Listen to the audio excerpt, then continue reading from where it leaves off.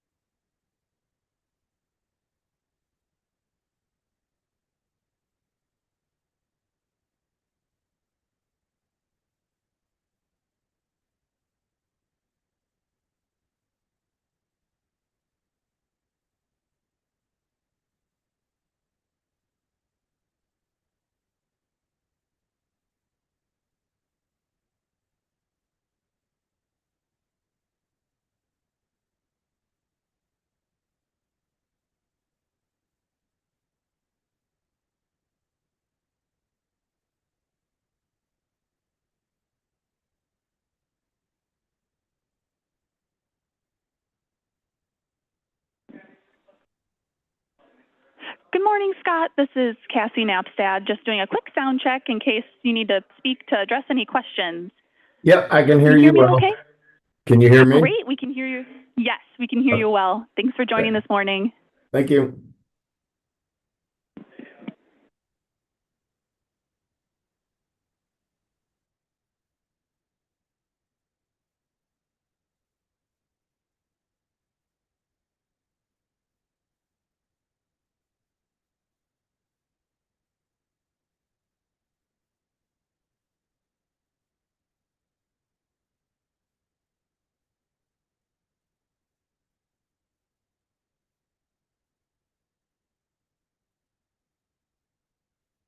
Hey everybody, it's 8 a.m. I'll call the meeting in the Madison Metropolitan Sewerage District to order for the 17th of July. We have 8 commissioners present in the room, and then 1 commissioner is virtual. That's Commissioner Paltz. I think I heard him on there, so is he there? Or was that someone else? Oh, so, okay, so Commissioner Paltz has not yet arrived. If he does, let me know, please. Okay, so we have 8 quorum. Welcome to all of our guests, virtual and in person. Do you have any? Cassie, you want to go through the guidance? Good morning, commissioners, members of the public and staff. To help us have a smooth meeting, I'm going to review just a few decorum rules for all. While the commission and staff are still in person, we are still offering a Zoom option so members of the public can attend. If you are attending virtually and would like to speak, you can do so during appearances by the public. As a reminder, this meeting is being recorded and streamed live on YouTube, and the public chat has been disabled, but you can still send messages to the host if need be. Finally, commissioners, please use your microphones while speaking and make sure your voice is directed towards the mic. When you're not speaking, please ensure your mic is off so others can utilize the mics. As a reminder, only 3 of the table mics can be live at a time. Also, please state your name before speaking for those who may be joining us via Zoom. Those are the decorum rules of the District Commission. Thank you for following them, and let's have a great meeting. Okay, thank you, Cassie. That takes us to announcements. Bill, any announcements? I do have a few announcements. Bill Walker, Deputy Executive Director.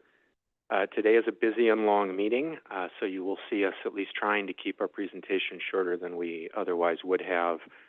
There are also a few items on consent that might otherwise have been presentations that I want to highlight for you. You see the 2 items, transaction authority for master service agreements. MSAs are a tool to get some critical work done faster by getting firms on board in advance, making contracting a little bit more streamlined. Faster work is one of Eric Dundee's priorities that he's talked about. Those are maintenance MSAs. We will be using that tool a little bit more in areas where it makes sense. You'll see one for IT support services at some point here in the future. You also see an item for increased transaction authority for the MetroGrow database project. That project is underway. You've heard about it from us before. The idea of this is increasing transaction authority is going to let us achieve some efficiencies that became apparent as the project was underway, and making work more efficient is another one of Eric's priorities, so that's what we're trying to accomplish there. You also see we have two closed sessions. I just want to note that the first one, which relates to the property item, is optional. It's available if we find we need to be talking about terms. Paul Kent will be paying attention to whether that's appropriate, and just as a reminder, the scope for closed sessions is very narrow, so only a few things can be dealt with in closed session. And as long as I have the mic, I'll remind you, face the mic when you talk today, please, so people online can hear us all. Thank you. Okay, thank you. Matt, you're going to introduce Alexander Peebles for purchasing and inventory.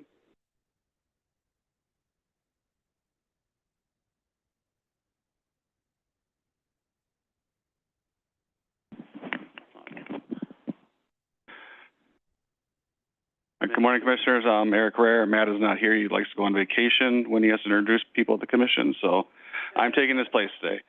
So I'm here to introduce Alex Pevels.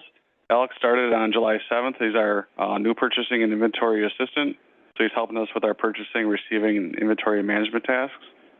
Alex has a decade of experience within shipping, receiving, and inventory in a variety of industries. Most recently, he was in that position at Sierra Space in Middleton. Outside of work, Alex enjoys gardening, video and tabletop gaming, and taking care of his pets. So please join me in welcoming Alex to the district. Thank you, Eric. Okay, any appearances by the public? Commissioner Paltz has joined the meeting, just an FYI. Okay, thank you. So Commissioner Paltz is now on the meeting. So we have the consent calendar, we have the meeting minutes, we have the cash statement capital, expedited boundary agreement for SSM in the city of Verona, several sanitary extension plans, manhole rehabilitation contract, the mechanical, and then the MetroGrow database, some of those which Bill just talked about. Do you have any questions or comments on any of the items? Being none, do we have a motion to approve the consent calendar? Murphy, I'll move approval of the consent calendar. Motion by Commissioner Murphy, second by... Second is Meyer. Second by Commissioner Meyer. All those in favor say aye. Aye. Aye. Motion carries. Thank you. Okay, that will move us to top. What's that? Oh, I thought I heard that earlier. Okay. Let's see, that will take us to topics. To approve policy ATT-2D, Commission Policy Statement on Fund Reserves. Bill, you're going to kick it off, and I don't know if Greg has anything to add as chair of the subcommittee.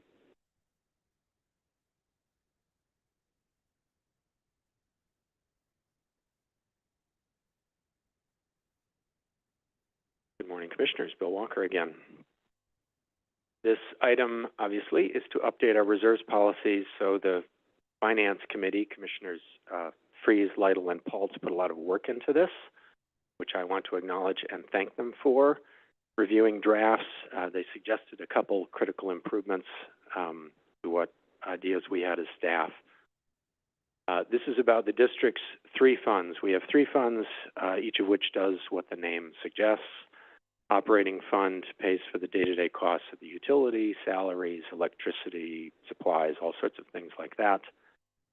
Debt service holds money to repay our debt obligations, and capital projects fund pays for our large capital projects. Funds have reserves in them for the same reason that you have a balance in your checking account. That way there is money available when it comes time to pay a bill. Unlike you, I assume, we have explicitly set targets for what those amounts should be and write them down in policy, and that's important, and in some ways it's the point of this item, because it gives clear guidance to staff on what to do when putting the budget together. It puts limits on staff, makes transparent what the requirements are, and it ensures that we can be consistent from budget to budget.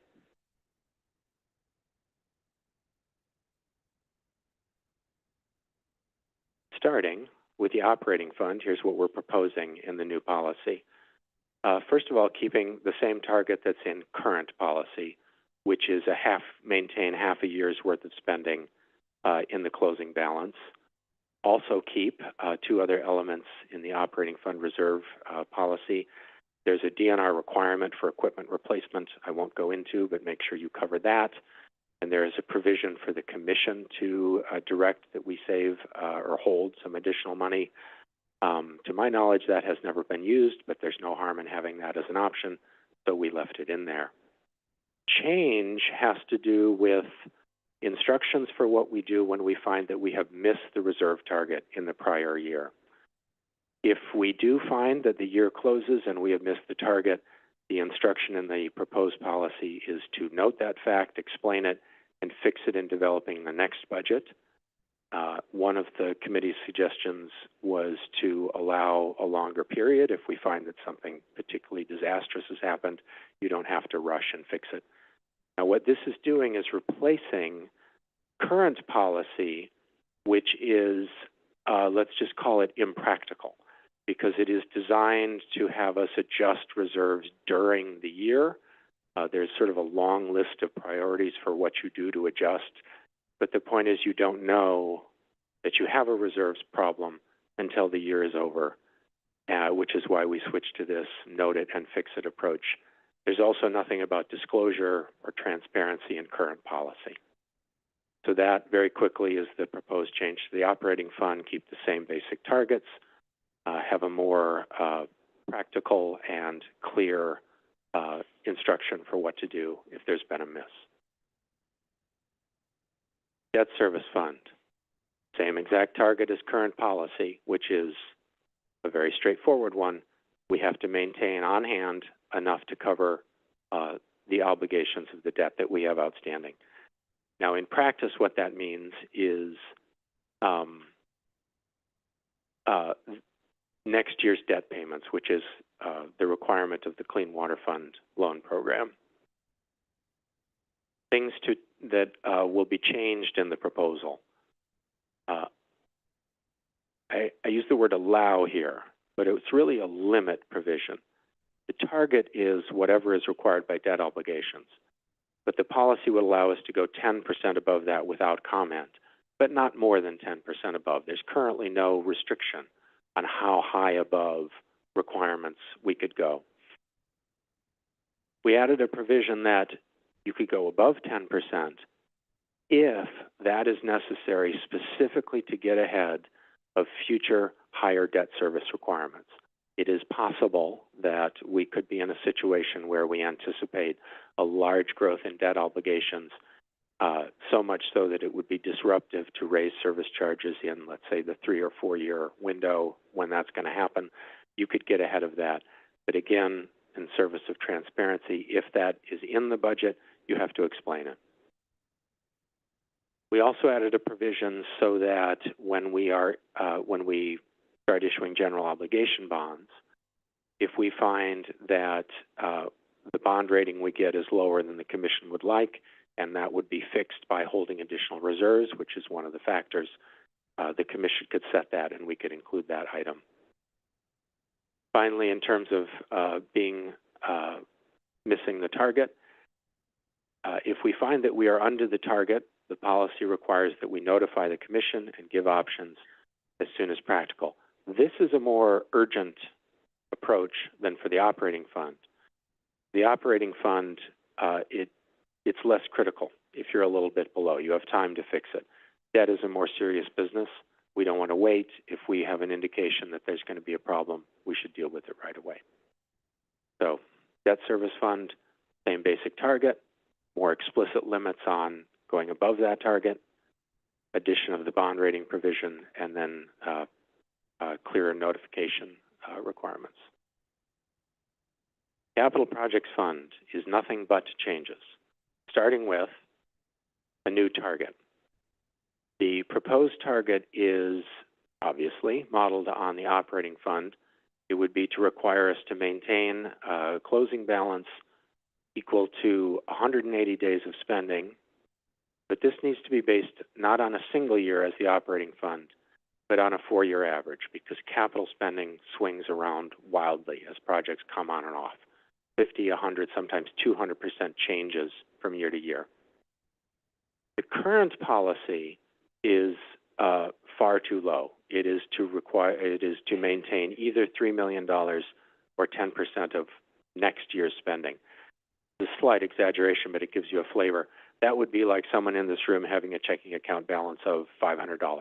Single rent payment, and that is all erased. That's too low. And this problem is the original motivator for looking into these policies in the first place. I'm going to go back. The operating fund policy has a range sort of built into it. It's 180 to 210 days. This is written with a single number, 180 days. There is a range, which I just gave you a glimpse of, but it is more graded and wider than the operating fund, and it's done in zones. You can be within plus or minus 10% of the target, no problem, no comment needed. You can be within 10 to 25% either side, too high or too low. That's also fine, but in preparing the next budget, you have to get back into what we might call the green zone, the 10% zone. If we find that we close the year more than 25% away from the target, it's also sort of fine, but you need to update the commission right away and also get it taken care of in the next budget. Now, these ranges are about what you do when you close the year and that you find that you've missed. Unlike the operating fund, capital projects fund and the whole capital program needs to be planned ahead. You know, we do 6-year planning, and staff needs some guidance on how to prepare that plan. So we reuse the same ranges. When preparing the plan, we can, if any year can be in that green zone, that 10%, without any problem. We could prepare the plan so that up to 3 years can be in these, we'll call them yellow zones, 10 to 25 for 3 years. You can even be swinging out into that red zone, plus or minus 25%, but you got a comment about it. This is all easier to understand with a picture. I'm going to drink some water while you think in that picture.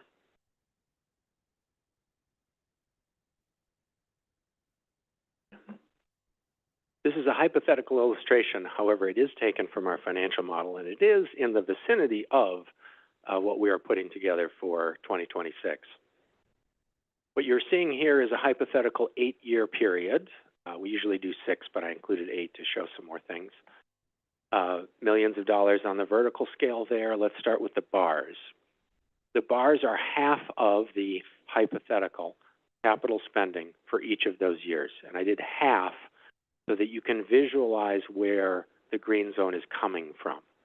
So you can see there that that green zone is a little bit above spending, or half of spending, in the first couple of years. That's because it knows, it's a 4-year average, it knows spending is growing in future years. Green, yellow, red zones, the line is the forecast closing balance for each of those years. So let's apply the policy. Oh dear, right out of the gate, we have violated the policy in the first 2 years. We have a situation where we are in the red zone. That should not happen. We should get back down. We do that in the 3rd year. Fantastic. Stay there for years 3 and 4. And then the balance starts to drop, and there's a little bit of stuff you can't see behind the scenes, but you can get a sense of it. That's because spending is very high in those periods. We're allowing the balance to drop down, because to do anything else would require a big service charge increase. And then we even dip into the red zone. We would need to comment on why we chose to do that in the forecast, and then pull back up a little bit. I'll look at my notes here because I need a number. Please do. So on the left side with the red, is that basically what our customer communities have been concerned about? That we're taking in more money than what we're anticipating to spend or have in reserve, and so therefore they say we should be more, the idea here is kind of match that with the green? Yes, with feedback we have gotten for a couple of years from several customer communities, which I agree with, personally, not that my opinion matters, is if you have a lot of money on hand that you don't have a use for, you shouldn't have it. You shouldn't collect that from communities. It's a very reasonable position to take. That is the point of a reserves policy in my mind. You can be explicit, and my comment about direction to staff, under current policy, we have no direction about how much is too much. The point of this policy is to put a number on that. One of your questions probably will be, why not just stay in the green zone the whole time? What's so hard about that? In this hypothetical, which is very close to reality, if we were going to stay in the green zone, we would have to have yearly service charge increases of 5.5%, 8.5%, 12%, negative 5.5%, and 16%. One more time, 5.5%, 8.5%, 12%, negative 5.5%, and 16%. You can't see it here, it's behind the scenes, but the high fluctuation in spending means that if you're going to force yourself into this narrow band, then service charges have to jump around to follow that spending. That's something nobody wants, or at least doesn't want required, which is why these bands are so wide. Please, question. I have a question. So how would those service charges correlate with the graph here? So would they go up with as that black bar goes up, that black line? In other words, would they kind of jump around as that black line jumps around? It's not perfectly correlated. So that 16% rise is in year 8, and I was conscious of this putting together this presentation. I would have to show you a bunch more behind the scenes, I'm sorry, to really make that point visible. All I really wanted to convey here is the reason the Finance Committee and we had these wide zones is a recognition of that fact, that if you force yourself to be very narrow, you can get yourself into a problem in terms of service charges. So apologies, I can't really visualize that for you here.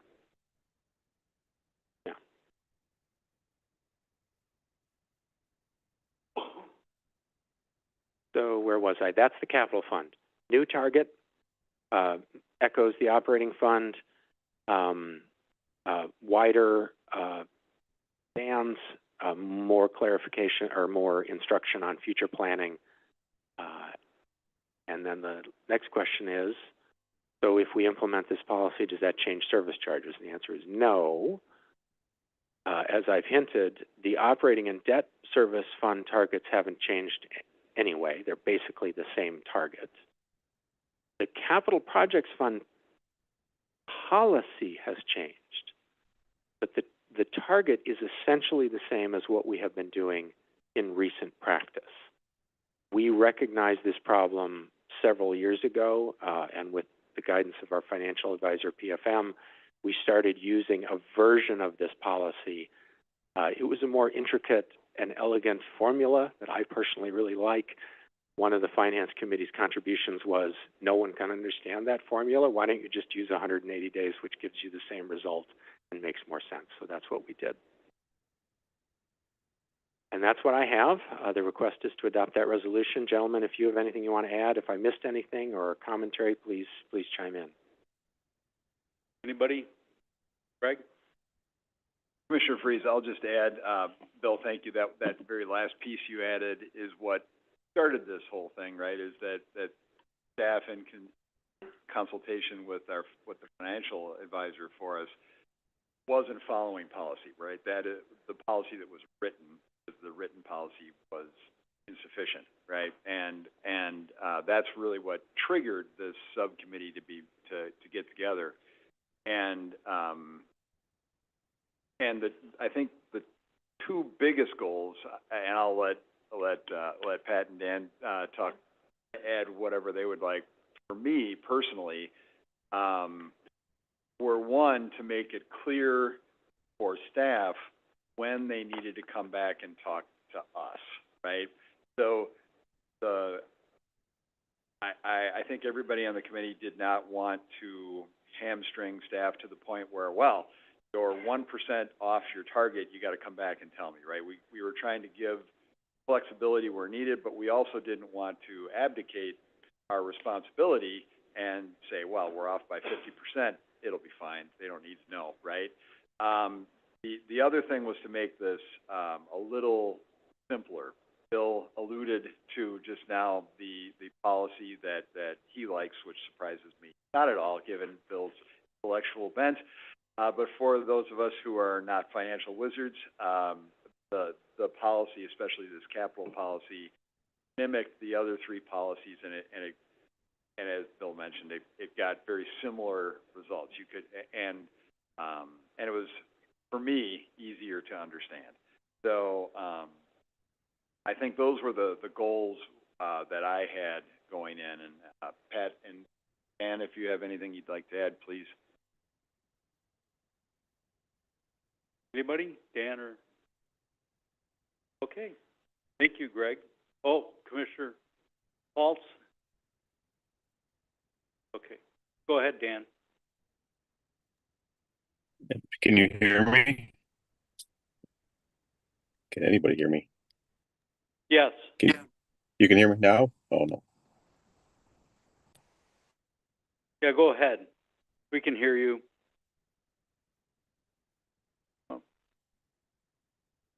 Commissioner Pulse, I think you're muted. Oh, now you're unmuted. There you go. Bill's presentation was great and what he told and everything. The main thing wasn't the capital. Another thing was we were trying to smooth stuff out and not get big peaks and valleys, and that's kind of what this does in a nutshell. And that formula that they had, even though Bill liked it, was you needed a PhD of 25 times to make it figure out how it worked and explain it. This is easy to explain to the communities, so I think it does the same thing, but it's a lot simpler, which is great. Thank you. Okay, thanks, Dan. Thank you to the committee who worked on it, Dan, Greg, Patrick. Ken, you have something? Yeah, Bill, I agree. Thanks to the committee and Bill for this. I understand the strategy. The question I have is more based on a number. What's the, off the top of your head, what's the operating fund reserve usually run annual basis? Is it? You're asking in terms of dollars? Yes, or? correct. I'm afraid to talk because I'm going to get this wrong. It is half of our spending, so it's on the order of $20 million. So what does the district have in total reserve?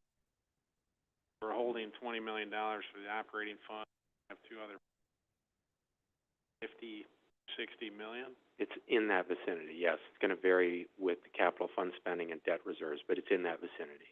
Okay. And do we do anything with that money throughout the year, or this is more of a, you've explained to me in the past, which is appreciated, the cash flow in and out based on, hey, we need to spend this amount of money and then we get the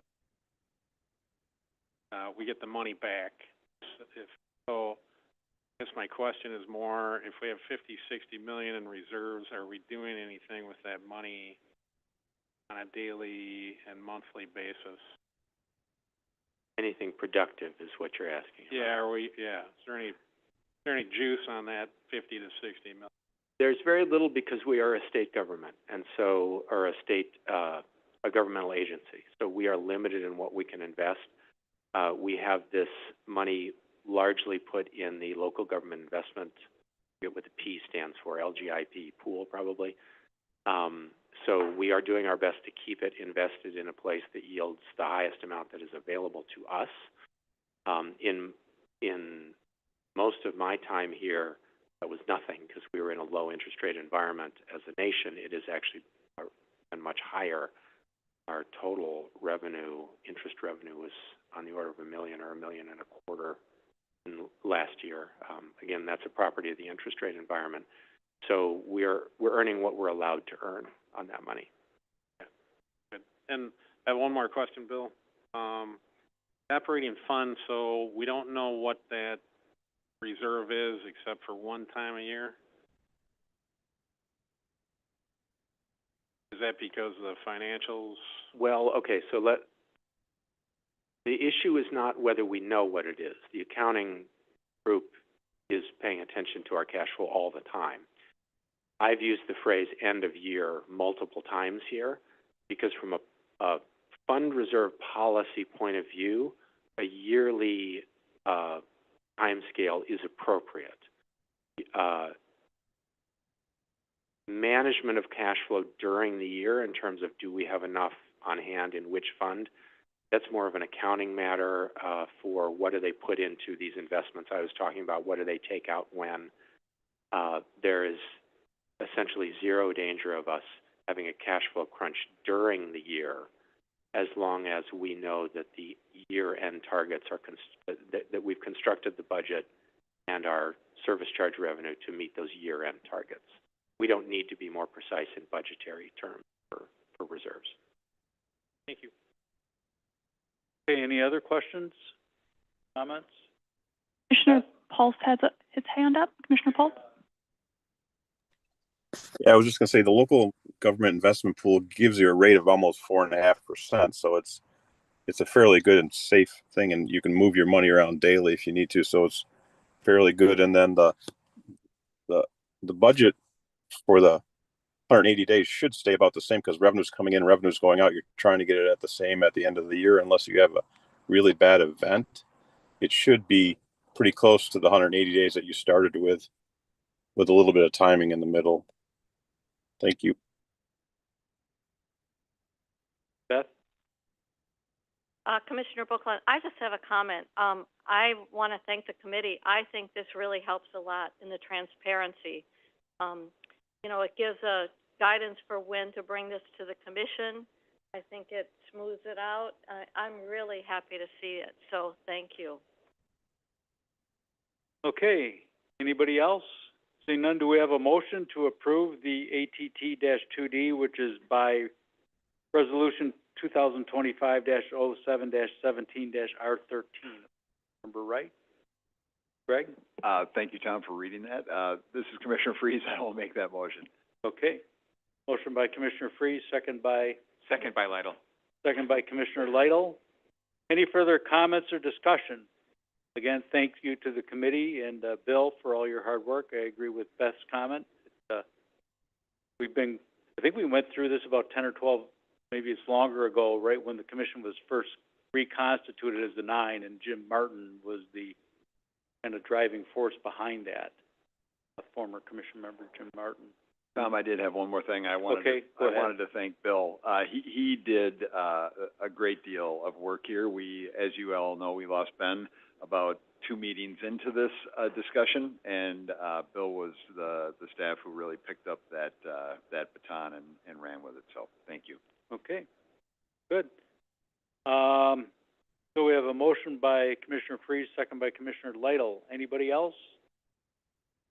Seeing none, all those in favor of approving the policy by 2025-07-17-R13, say aye. Aye. Aye. And opposed? None, motion carries. Okay. That will lead us to the authorization for purchase of 1701 and 05 Moorland Road. Madison, Eric? Yep, thank you. Eric Dundee, Executive Director. So today I'm actually bringing you an opportunity. That's what this is. There is no absolute need. There's not any time constraints on this besides what I'm going to present today. So with that, let's talk about the project location, or property location, I should say. It is directly across the street. So for all those in the area who have been around before, there is a establishment there, a tavern and some outbuildings. It's also used for outdoor storage now. We have been looking at this location and all properties around the district because we know we have to grow at some point. So with that, a few talking points to go through here. We have already done a master plan, a campus master plan. That came a few years ago to the commission. We've kind of been using that as a strategic compass for us on what we're doing with our large infrastructure projects, new buildings, new piping, how we operate, even with campus safety. With that, on the left side of the screen, you'll see that we had already identified that we would like to relocate and realign Moorland Road. That gives us about 3 to 4 acres of property that we can expand to. Now, with this opportunity that we've just been given, that road realignment now creates an even greater connection to our properties across the street. So with that, we were given this opportunity by the landowner. The landowner reached out to us and asked if we were interested in the property, which maybe I was too quick, but I said, of course we are. So we started the process of discussing. We have had a third-party reviewer, appraiser, appraise the property. We've also used MSA Professional Services, who are actually our master service agreement consultant for real estate issues, review this and work us through the process. And then, of course, we had our legal team helping us through the way here. So with that, we were able to present a dollar amount, which you've seen in the resolution, and then present that to the property owner.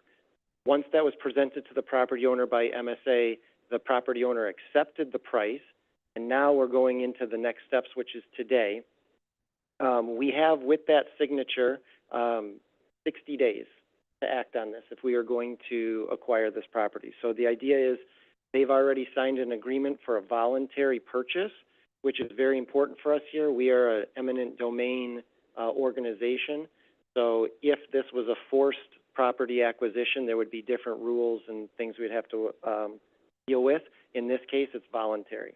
We're also working on an environmental review of that property, due diligence, buying a property, know what you're getting into, especially in this case with it being a commercial property and having leases. The other part is we already have a property management company that we use for our River Road property. The idea is to use that service to temporarily use for property management here, because there are leases and tenants in this property.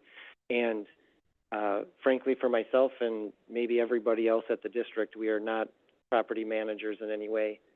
So let's leave that to the experts. So then with today approving the resolution is one step. That gets us the ability to go through the title work and then actually complete the purchase. So with that, that is the short presentation for today. If there's any questions. Okay, anybody have any questions?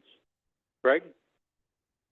Yeah, so Eric, with your environmental review, I assume what that means is they're cooperating with a phase one to allow someone, I assume MSA, on the property to do a phase one, and then the second part of that is if something comes back, does the offer have something that you can go? I assumed it did, Paul. I see you nodding, so that's a question to you that you can go back and discuss what that might entail if something comes up.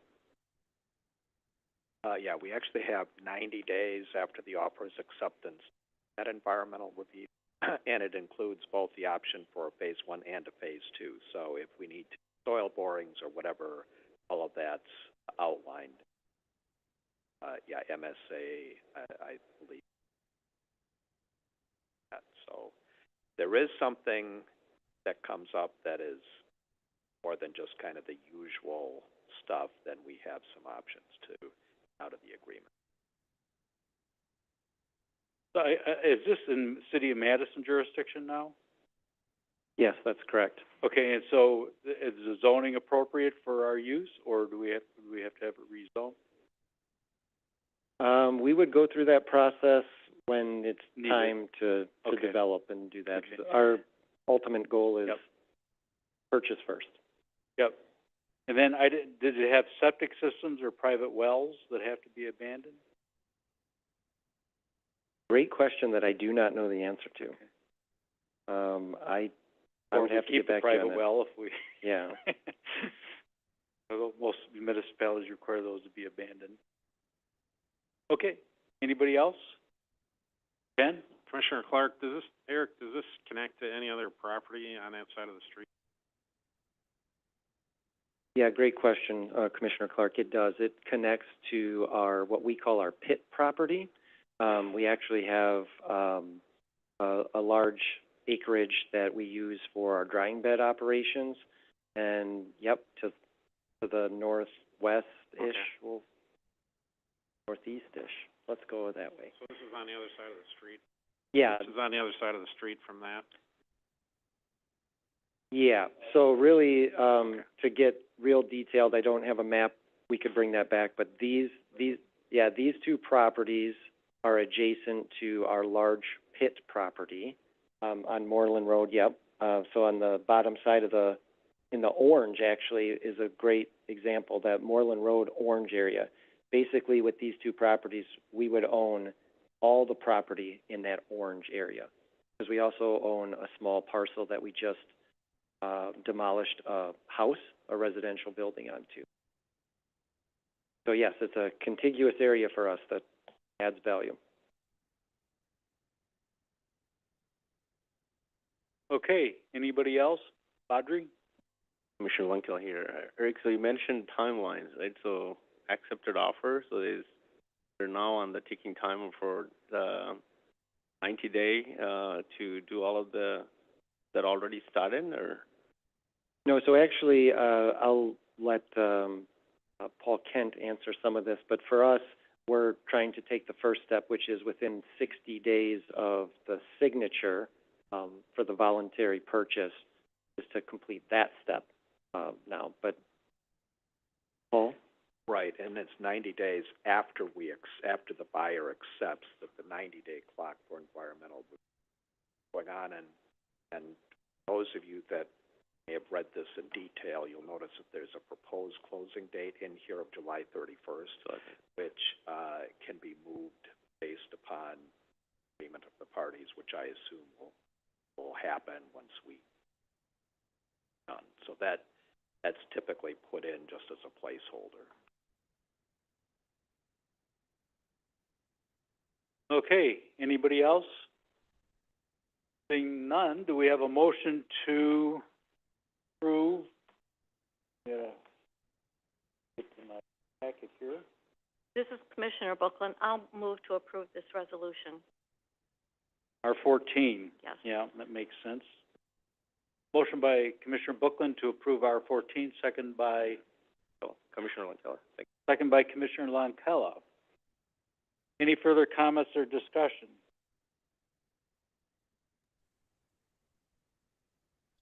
Seeing none, all those in favor say aye. Aye. Opposed? None. Motion carries. Okay, so Eric can make the call, MSA, to get the environmental review started. Okay, that will take us to item F, because we will no longer need that closed session, so we'll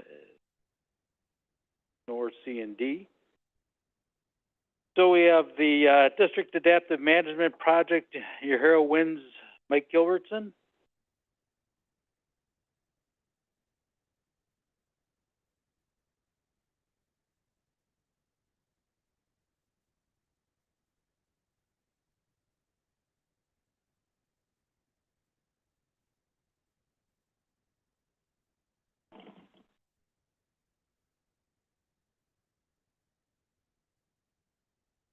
Okay. Hello, everybody. My name is Mike Gilbertson, and I'm the Watershed Programs Coordinator here at the district. I'm pleased to have this opportunity to update you on Yahara wins, discuss our recent progress, and outline our path forward as we continue these important conversations throughout the Yahara watershed community. But before we dive into the discussion, I'd like to express the sincere appreciation to the commissioners, my colleagues at the district, the many farmers that we work with in the watershed, municipalities, our IGA members that are involved in our program, other organizations and individuals. I get to work on this initiative each day, and for me, it's an exciting program where I've had 20 years working at the DNR, working on statewide watershed, nutrient runoff rules, policies, and to be able to work in a scale like this is exciting, to be able to see real change in a watershed, and that's an exciting part of this project for me. So I'm grateful for your continued enthusiasm as we approach the halfway mark of our Yahara Wins initiative.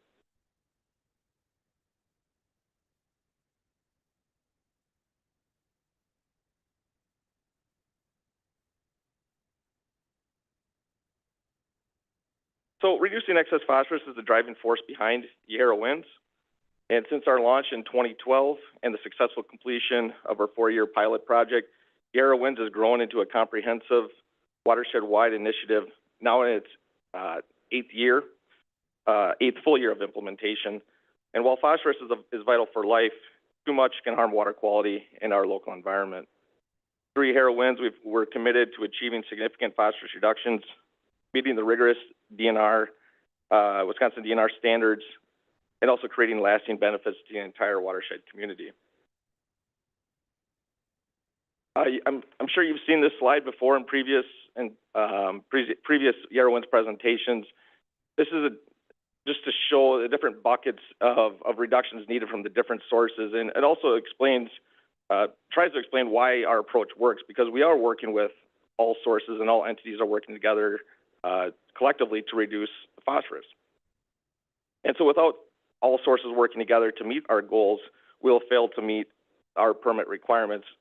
And so in other words, in the Yahara watershed, if only point sources are working on it, point sources like the district here are working on it because we have a permit, or let's say MS4s and urban stormwater, if they're working on this themselves through their permit, we would only achieve 50% of the reduction, and therefore the goals of the program would fail. And so because we can work through permits to achieve these reductions, a large source of phosphorus runoff in the watershed from agriculture, many of them do not have permits. So that regulatory framework is not the same for that source of phosphorus. So collectively working together is an important aspect of Yahara Winds. This slide is also one that's been shown previously, part of this conversation, and it really shows the challenge of the updated phosphorus rules from 2010, around that era, and the challenge it has for wastewater treatment plants like ourselves. In this example, it really highlights the expensive project that would need to reduce a very small amount of phosphorus. And to highlight a little bit more for our treatment plant, we're reducing about 95% of the phosphorus already coming into the plant. And so what we're talking about to meet the goals of the TMDL and our allocation, we would be spending over $200 million to build additional treatment here at the plant to reduce about an additional 1% to 2% of phosphorus beyond what we're already reducing. So you can see the inefficiencies that would go with this approach to resolving our responsibility for phosphorus reductions in the watershed. And also to think about smaller wastewater treatment plants in the state is and the challenges that would pose for a small community paying into a large, expensive project for a smaller system, would almost be impossible to, for maybe some of those smaller communities to achieve that solely through updates at the treatment plant. And it's part of the reason why these alternative compliance options, like adaptive management, were developed in the state to help with achieving our more stringent phosphorus rules.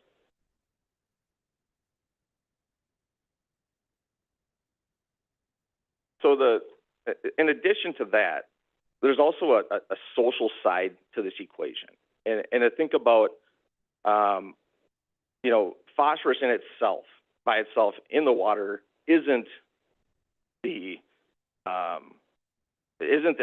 that impact as a true toxic substance, maybe in higher concentrations, stuff like that. However, so that idea of a minimal water quality benefit downstream, that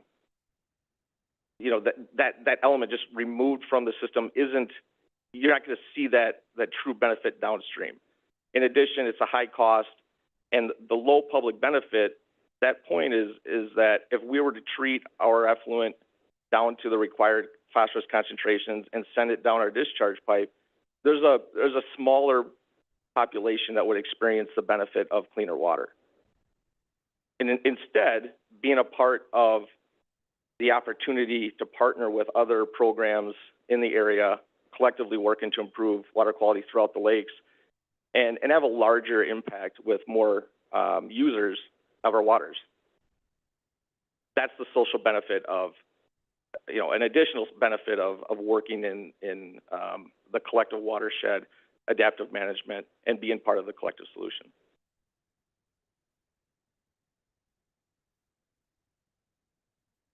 So how does the program work? We're a watershed-based approach to reducing phosphorus within a smaller area of the whole Rock River Basin. It brings all sources of phosphorus into the picture. We're working together from point sources to non-point sources. The initiative provides funds and guidance to put a diverse mix of phosphorus reductions in place. Adaptive management allows for creativity and flexibility. Like as I mentioned before, there's other programs in the state that try to address phosphorus runoff that just don't have that flexibility, that are oftentimes have required practices that they address, or certain types of practices that are only allowed to be funded. And so we have a little more flexibility on the things that we can do, and that is an attractive component of our project, of our program, and is part of the reason why we are a national model. Federal EPA has come in, and they want to learn more. They've sought more information from us, and they're also communicating that to other states who have also expressed interest in trying to incorporate a similar program, because they see the cost effectiveness of everybody working together and the benefits of our program. So that's an accomplishment in itself. And by adopting this watershed-based approach, we are also lowering the cost of regulatory compliance. All right, so now we're going to move into Excuse me, I'm sorry. I just had a quick question on the map. The tan area on the map that's our target area. Correct. It's a 540 square mile area. That's the Yahara watershed. And the acreage involved in the program, read somewhere it was like 33,000 acres, which is about 50 square miles or thereabouts. I think what the statistic that you saw there might have been the 33,000 acres of ag land with practices implemented in 2024. Okay. I haven't done the math to see what other I was related. just curious about what percentage of the land area within the watershed was actually participating in the program, and if it is 50 square miles, it looks like it's about 10% of the watershed, which in my thinking is pretty impressive. And I have some information at the end of this presentation I think is going to get to the question you're asking. Okay. And so I appreciate that setup. So thank you. Okay, so like I said, now we're moving into the highlights, the update part of why I'm here. So 2024 was another successful year for Yahara Winds. We surpassed our annual phosphorus reduction goal by 12%, keeping almost 60,000 pounds of phosphorus out of the Yahara watershed. Our farming partners play a critical role, applying conservation practices like cover crops, no-till farming, managed grazing, and several other practices across more than 33,000 acres. And notably, the Badfish Creek and Yahara River areas, so this is the southern part of the watershed, achieved over a 70% increase in phosphorus reduction, marking, significant progress. We're expecting even more reductions from these areas next year as farmers like the first sets pictured here are joining the program. And I just want to stop and emphasize producers like the first sets down in the Stoughton area. I'm actually from Stoughton, and I graduated with one of these gentlemen there in the red. So it's nice. It's a really another reason. I mean, it's another attractive piece of this is be able to work in the area that I grew up in and work with people that I grew up with. So that's an exciting part of this for me, selfishly. But On top of that, producers like the First S and other producers in that area, it's an exciting area down in the southern part of the watershed, and it's an area that we've really been encouraging expansion and additional implementation of practices, because a lot of the focus has been in the upper part of the watershed, and we need to meet our goals in all the reaches, and the southern part of the watershed is an area that has kind of been it's been delayed in that expansion, and now we're really seeing that growth, and it's an exciting part of the watershed down there. I just have a question. When you work with these farmers, what benefits do you provide for the farmers for participating in this program? Because I think that's a big, win for all of us. Yeah, there's several benefits. I think the main one that comes about is, a lot of these producers are challenged with the cost, the upfront cost of starting in installing conservation practices like cover crops and other practices.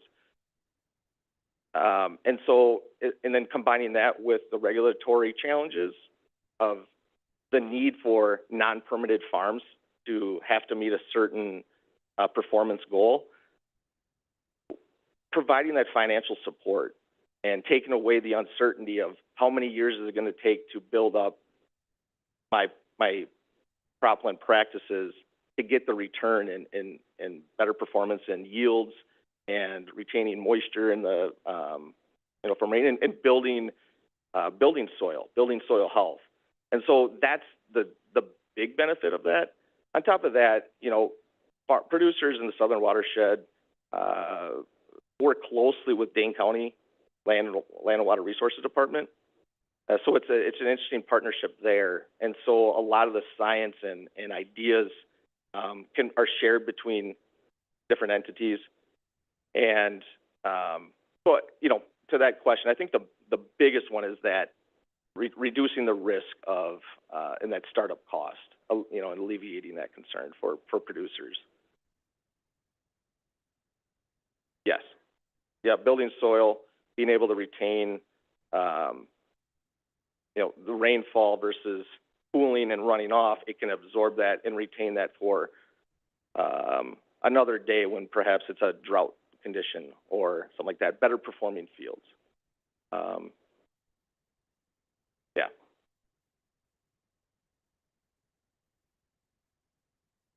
I've talked to some local farmers in Sauk County about the no-till option, and that seems to be, I don't know, in just my small observation, starting to kind of take hold among some of the, younger farmers, some of the, in soil improvement. So I think that's probably a couple benefits. Yeah. That program would provide. It is a common statement that I've heard in meeting with the First S and other producers around the watershed, is that the younger generations are, I think, grasping into is being the driver for implementing some of these practices on their fields and convincing Dad and Grandpa and those that have been around that have done things differently, and now that they have more information and see the benefits of that, has definitely helped. And a lot of it is being driven by the younger generations that are coming in to taking over the operations, and that's exciting. Okay, so we talked about the southern part of the watershed, the expansions there. I talked about the upper parts of the watershed. The Lake Mendota and Lake Monona is the name for Reach 64, which is still where the most of our reductions come from. It's the largest reach within the watershed that we work in, and it is where the start of Yahara Wind's program began in the early parts of the 4-year pilot project. That was in the upper part of the watershed, so it kind of kick-started things up there a little earlier. And of course, we one of our major implementing partners, Yahara Pride Farms, a farmer-led group, is mostly located up in that area, so that helps as well, as they've been a very active partner for us in implementing practices. And so transitioning to this slide kind of speaks for itself. These are our 3 main implementing partners, and this is an update to their performance this year. Yahara Pride Farms, as you can see, achieved over 33,000 pounds of reduction.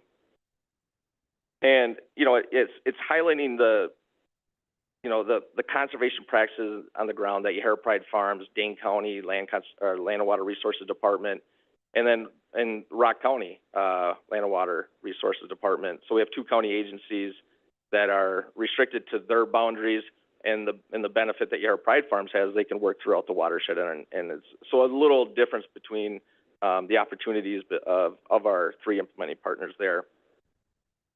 So one key takeaway from these partners that can be replicated with others is the significant impact we can achieve by leveraging effectively to maximize the conservation outcomes. And so I point to the bottom bullet points for Yahara Pride Farms where, you know, their cost share program has caps for their members. And so with about, you know, almost 80 farmers that they're working with right now, they have to install those caps so that not all the resources that we give to Yahara Pride Farms only goes to a few landowners. They're working to distribute that to all of their participants. And with that, and maybe getting to the point of after they've seen that startup and have seen the benefits of these practices, I think some of these producers have made the decision to go beyond the caps and their limits on the acreage that they can have cost shared through the Yahara Pride Farms program, and therefore are paying out of pocket for their own practices. And that's a great thing for them to, you know. But it shows that leveraging that the resources that we give go further than just what's in our agreement. On top of that, Dane County, a similar situation, and in a different way though, is that Dane County pursues other grant opportunities and implements practices through those grants and collectively reports to us those pounds. So again, we give resources to Dane County, and then that goes in and they're strategic in the type of grants that they pursue, and then report all of the reductions. So in a way, it's another point of leveraging the resource that we give Dane County.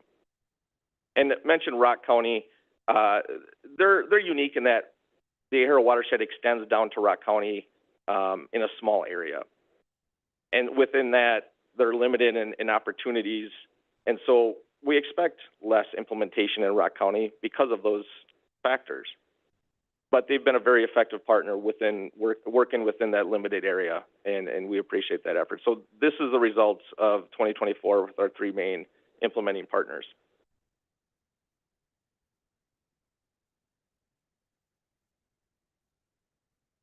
So as we look forward, we're preparing for the second half of Yahara Wins with continued enthusiasm. As mentioned, 2025 will be our 9th year of implementation, so we have 8 full years of implementation. So we're getting close to halfway through the 20-year life of Yahara Wins. And so here's what we're focusing on currently to keep meeting our phosphorus reduction goals, and we have a lot going on.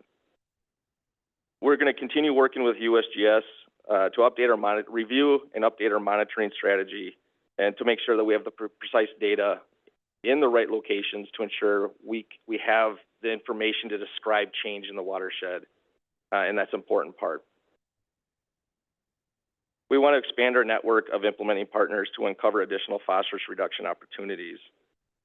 This includes our district's biosolids program as a new internal partner and pursuing federal grant opportunities to enhance our funding resources. So that program resiliency, looking internally with our MetroGrow products, our equipment is, or our vehicles are equipped with low disturbance injection implements. And so that is a practice that other implementing partners are quantifying phosphorus reductions from. So we're looking at, let's take advantage of that as well. We just need to, coordinate that and run the calculations for the acreage. So we're working closely with our MetroGrow, over at the VLB, correct? I haven't been here that long, so I think I know the acronym, but working closely with our MetroGrow partners there. And then with new local partners, this is something that's come up, and I know many of you have heard, I'm sure all of you have heard about carbon credits. This is an area that companies are getting into. They're connecting with local agronomy organizations who are then encouraging certain practices similar to what we're cost sharing is cover crops and all these other soil health practices that could also result in carbon credits. So it's a different way for producers to receive compensation for those actions, for their activities, again, alleviating that concern to install soil health practices similar to what we do. So again, we're looking to see how that's developing. And so that's kind of getting to that. What are those new local partners and potentially others that come on board?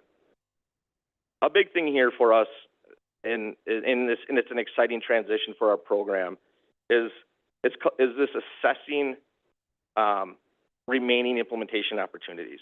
And so to your point, I can't, Commissioner Murphy, to that, and this is where I'm getting to, I think, answering some of the questions there, is we're at this point, and it's almost a benchmark year for us to let's look at where we've been and try to understand where the opportunities remain. So, we're collaborating with geographic analysts, GIS, and all the technology that goes with geospatial analysis, with updated aerial imagery, more updated data than what was used with the TMDL and calculating reductions from the Rock River TMDL many years ago. So we have new data, and working with these analysts, they can look at year-old imagery to be able to say what's going on in the watershed. And within that, through remote sensing, they can look at the type of crops that have been in place and other practices to really identify where implementation has occurred and where implementation is not occurring, and that will give us better information on who to contact and work with our implementing partners to identify areas that we can focus efforts going forward. Up to this point, we've relied on our implementing partners to get practices on the watershed, primarily focused on cropland, and really allowed our implementing partners on, as the most cost-effective type of practices for phosphorus reduction is about $50 per pound for egg-type practices, cover crops, those sorts of things. That has been the primary focus to achieving our reduction so far. With that, it's time to look at, okay, where's that? How much have we accomplished, and where are areas that we haven't touched yet? And so identifying those opportunities, we can provide better information through our implementing partners on where they should go next. So that's an exciting thing, to have that type of information. It'll help us for strategizing going forward. Just a quick question. What about livestock? Like, livestock on farms and such like that? How is that managed? Have you looked at that, or is that not even a source to consider? I don't think we look at it in terms of the number of livestock or the type of livestock. What we look at in some of the information that could come out of this analysis, and in general, just understanding of the watershed and the types of agriculture that we see. The upper part of the watershed, overall, I think there's more livestock type production, milking facilities, those types of farming. The southern part of the watershed is more cash crop, less livestock. And so what that means is that brings out different types of crops that those farmers are producing. So dairy operations are going to be a lot more silage growth, and so silage comes off earlier in the year compared to a cash crop operation who's going to harvest their corn later in the year. And so with that, there's different challenges to what types of practices can be implemented, what works best for these types of farms, and because of the timing that goes in with some of those crops. So from our side of things, that's what we look at in terms of livestock and the type of operation. We haven't really analyzed the number of animals, where they are, and what that means, or really influencing decisions on where we go with the program. Yeah, I would just think that livestock would be a potential source, and how farms manage the waste from livestock, like the dairy farms or pig farms or whatever. I'm just, curious about that. There are practices that are cost shared that are tied to manure management,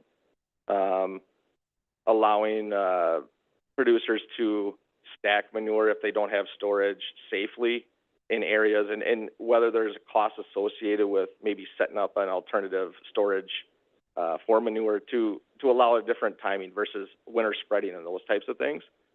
So there are practices that we cost share tied to livestock operations. We're just not, it's really the number of animals, where they are, those types of things. That's not really influencing where practices would occur. I think the potential for runoff from erosion and phosphorus bound to soil particles it's really comes down to, are those soils armored? Are they protected with cover crops or other types of armament? Building soil health means fields can absorb more of that rain versus running off and pooling. It's more of, that's the type of things that we're considering when with practices, not so much the type of livestock and where they are.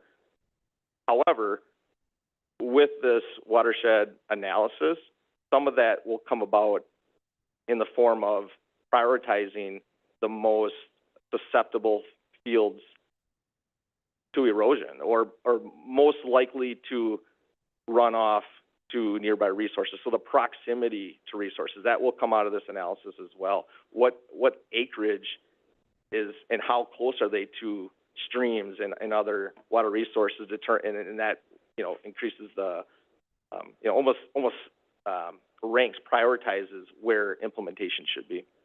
I just would think that a pretty big manure pile would be a good point source for a lot of phosphorus runoff, and so just thinking about that, that might be a thing to just think about, as far as managing point sources where potential large runoff. I don't know. It's just If memory serves me right, early on in Yahara, when the attention was paid to the dairy farms and that north side, Westport, that area, and their manure and manure management. So that's what I recall from when Dave Taylor used to give these presentations. So maybe they're now focusing on other aspects than the manure. Yeah. Thank you. And so along with this assessment, this watershed assessment, to know where we've been, what other opportunities remain, that's going to help us make decisions and strategize going forward. So let's say there's an assessment done on one of the reaches, and it's determined that the amount of cropland in that reach doesn't allow us the opportunity to implement ag practices to achieve the phosphorus reduction goals identified for that reach. We need to start finding other ways to achieve reductions. And so that's where we're getting the term of targeted implementation. So when we have this assessment information from the watershed, now we can identify areas that we want to focus going forward.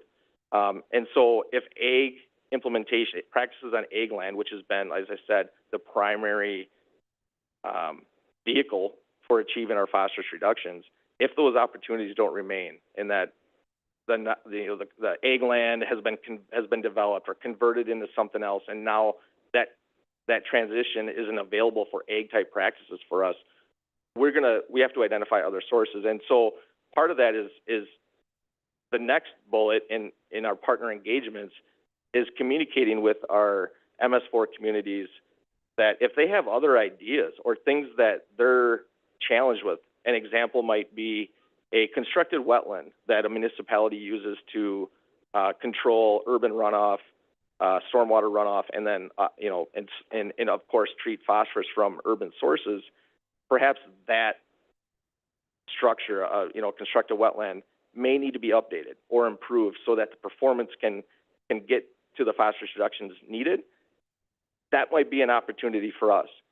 I was down in Stoughton a few weeks ago and talking about this exact thing, and somebody in Stoughton's city council just kind of brought up an idea of what about in a way that we cost share agriculture and farms and stuff like that, is there an opportunity for an urban type cost share program. Maybe, maybe not, but the ideas are coming from our engagements with our communities. And one of those things that was an idea was, is there a community rain garden cost share program? As crazy as that might sound, we haven't really heard of that. That's just an example of something that has come about. So those are the kind of ideas and that are coming about from this transition, and that's an exciting time for us. So again, and on top of that too, Reach 65, where we're located, is a challenge for us. It's a smaller area that has been developed, and so a lot of the land use has changed from when these calculations were done, and so it's old data. Well, we need to know what the current situation is to allow us to implement those practices. So, Reach 65. We have some other projects in mind through the district here with the solar farm that will help us. There's some phosphorus savings there.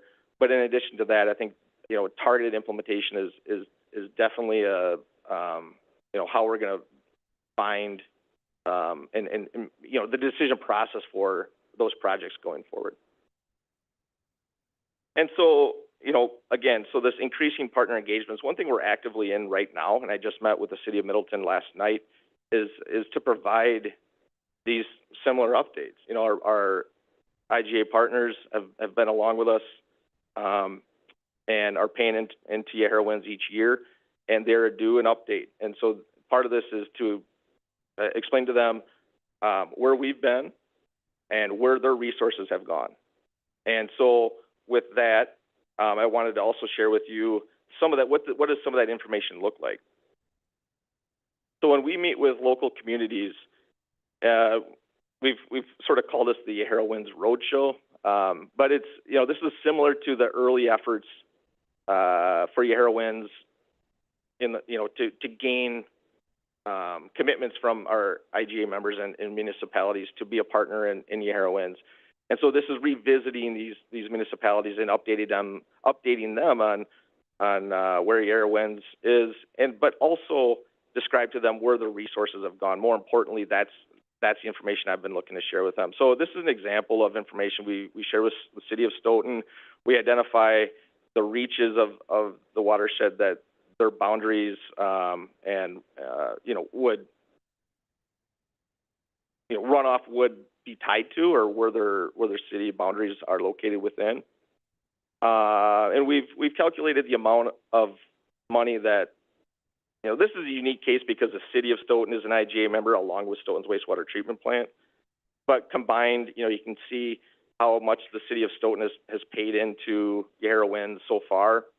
And it's also showing, the effectiveness, the investment that the return on their investment in the amount of phosphorus that's been reduced from the reaches that they reside in. And so, almost 9,000 pounds of phosphorus have been reduced from those reaches. And the cost of those practices, so how much has actually gone out to pay for cover crops and all those things over the years within those reaches has been almost $5 million. And then to think about, things like cover crops and, other cropland practices like that might be an annual type reduction. So you're paying for that year after year. But this is just an example to show that our IGA members that for the resources that they've paid into Yahara Winds, the return has been pretty significant. And with that, asking for them to stay with us, to stay involved, and pointing to earlier slides, should they decide to go about doing this on their own, this program falls apart and we all fail at meeting our our requirements for our reductions. And in addition, it's an example, this picture here on the right doesn't look like much, cows standing in the field, but surprisingly, there's a lot going on there. This is an example of our producers in the southern part of the watershed who are finding innovative ways that work for them, that helps them and also reduces phosphorus runoff. In this case, this field, I forgot what crop it was, but they harvest it earlier in the year, it's a wheat, I believe, and then it allows them to plant a cover crop earlier on. So that cover crop gets established maybe later in the year, and there's enough biomass there that these producers can put their cattle out on instead of buying additional feed, bringing it in, or relying on traditional corn feed type arrangements. And so they can move these animals around as these fields change and where they need to grow certain crops. But this is just that type of thing that's going on that may not look like much, but this is a pretty exciting thing to me. And so in addition to the information we share with municipalities describing, reminding them of the cost effectiveness of our program, this slide attempts to describe the three different options here. We talked about if the district were to go about it ourselves and adding additional treatment, the costs associated with that, and the rate of increase charged to our ratepayers. Estimated 27% increase for our member communities, over $200 million in building additional treatment, and an annual cost to maintain that is significant. That would be if we decided to do this ourselves. For MS4s, and this example is for the city of Stoughton, the TMDL, the Rock River TMDL, which is a watershed plan, allocates the amount of phosphorus reductions needed for each entity. So all MS4s, all the our point sources are listed in there and describes how much phosphorus they need to reduce to meet the goals of the TMDL. So for the city of Stoughton, about 200 pounds is where they're at currently, and that they need to be reduced to meet their allocation. And what does that mean? So a 200-pound reduction in phosphorus for the city of Stoughton estimates about $5 million is needed, because the cost of urban projects and is significant. Wet pond, these are current numbers. We're looking as cropland egg practices, we're looking at about $50 per acre. Urban type practices like this, at a minimum, is about $5,300 a pound and beyond. And so, not as cost effective, obviously. And so, to highlight that, as we're meeting with our MS4 communities, we also talk about what Yahara wins and the benefits of what our program is, and to show that our goal of achieving 100,000 pounds of reduction, and then once we get there, to maintain that each year. And so their portion of that is, over 20 years, it'll cost the city of Stoughton about $75,000. Annually, it costs the city of Stoughton. Right now, they're at $700, $726, but that's unique because they've done a lot of work, and so their annual payment has been adjusted.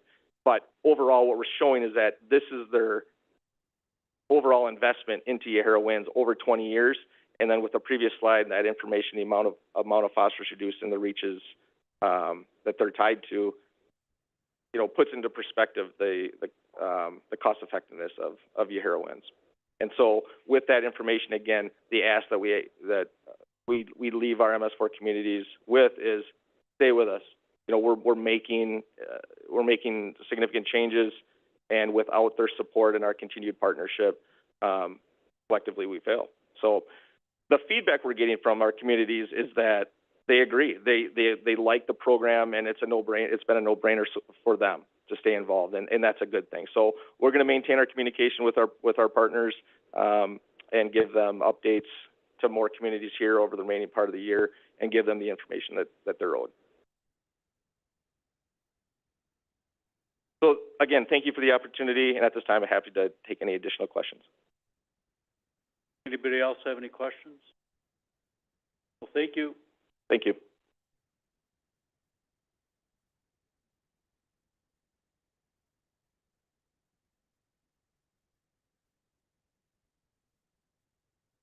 Amy Deming, and depending how long Amy goes, we may take a little break if everybody so pleases. That one took about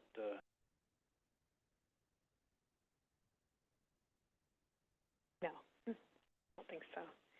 So hi, everyone. I'm Amy Deming. I'm the Organizational Development Specialist here at the district, and here to talk about this year's Employee Engagement Survey results. So as many of you may know, this is our third annual engagement survey. Our model for this engagement process at the district is based on kind of like an action research model where we gather data, we analyze it, share it, talk about it, figure out what actions make sense based on that data, and then sort of reflect and review the data and start the cycle again. So this is our third time around the wheel, and we're currently in that analyze and share phase of the process for this year. The model that we use for our engagement survey is Gallup's Q12. This is it's actually a 13-question survey. There's a question 0, but a survey that identifies 12 engagement-related needs that employees have. They kind of map it out in this pyramid, with the more foundational needs being the lower-numbered questions in the Q12, and each tier kind of building on it from basic needs up toward growth. This is also, by having it administered by a third party, a completely confidential process for our employees. No one at the district, including me, has any access to individualized response data by doing this. So Gallup has kind of a few definitions. They're not entirely intuitive on their face sometimes, so I just wanted to go through them briefly. So they kind of describe 3 groups of employees overall. There's a group of employees they describe as engaged, which is people who are highly involved and enthusiastic, passionate about their work and their workplace, and have some psychological ownership and stake in the organization. There's the group that is not engaged, and that's usually most of the workforce in any organization. And it's people who put their time, do their work, but don't have like a psychological investment or connection to the same level as an engaged employee in their work and their workplace. And then there's a group they describe as actively disengaged, and these are employees whose engagement needs are not being met, and they're potentially unhappy or even maybe resentful about it. So looking at kind of where we fall, sort of the darker colored bars on this graph are, you know, the current survey results, and then the lighter colors are kind of comparing against previous years. So over a third of our workforce is in that engaged category. That's just a little bit down from last year. Our not engaged category is about 60% of our workforce, 59%, which is just a little bit up from last year. And then our actively disengaged part of the workforce is was currently at 5%, which is also down from last year. Kind of another way, or this is kind of comparing where those thirds compare against national engagement data. As you can see here, our engaged group is just a little bit higher than national statistics. We have 36% versus 31%. Our not engaged group is just a little bit lower. And then our actively disengaged group, which is that red part of that chart, is quite a bit lower than what you see on average nationally. Another way to kind of see this is they call it the engagement index. It's your ratio of your engaged versus actively disengaged employees. So here at the district, our engagement index is 7.2 engaged employees for every 1 actively disengaged employee. This is pretty incredible compared to the national engagement index, which is 1.8 to 1. This is also up from last year. Last year, our ratio was closer to 6 to 1 because of that decrease in that actively disengaged group this year.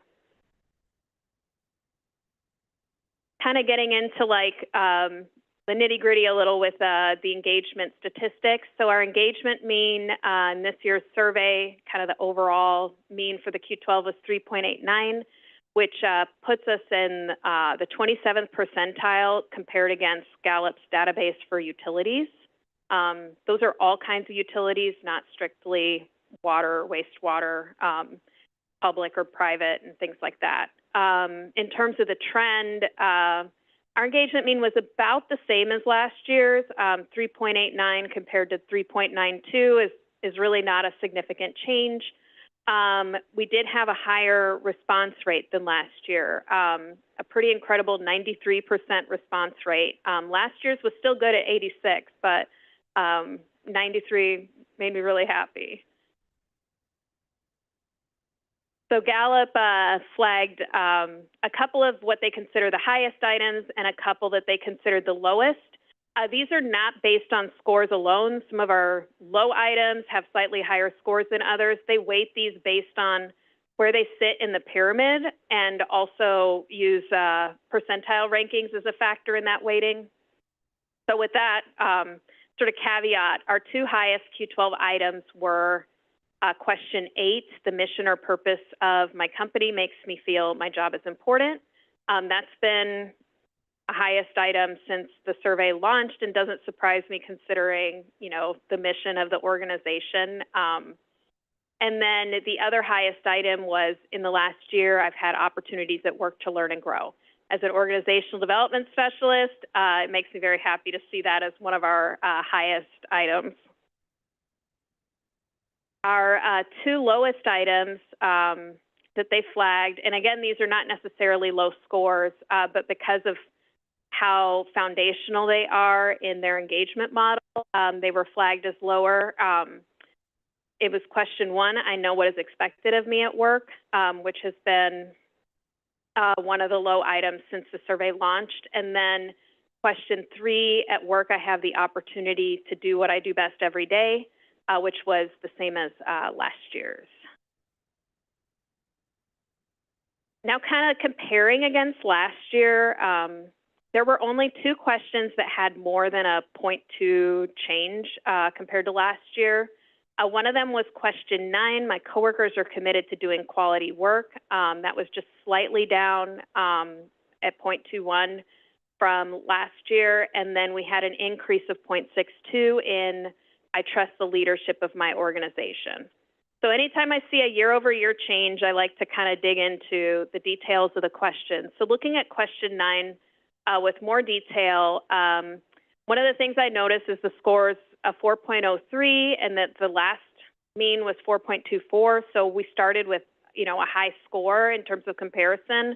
And when I look at the distribution of responses, you know, we have a few 1s and 2s, and a lot of 4s and 5s.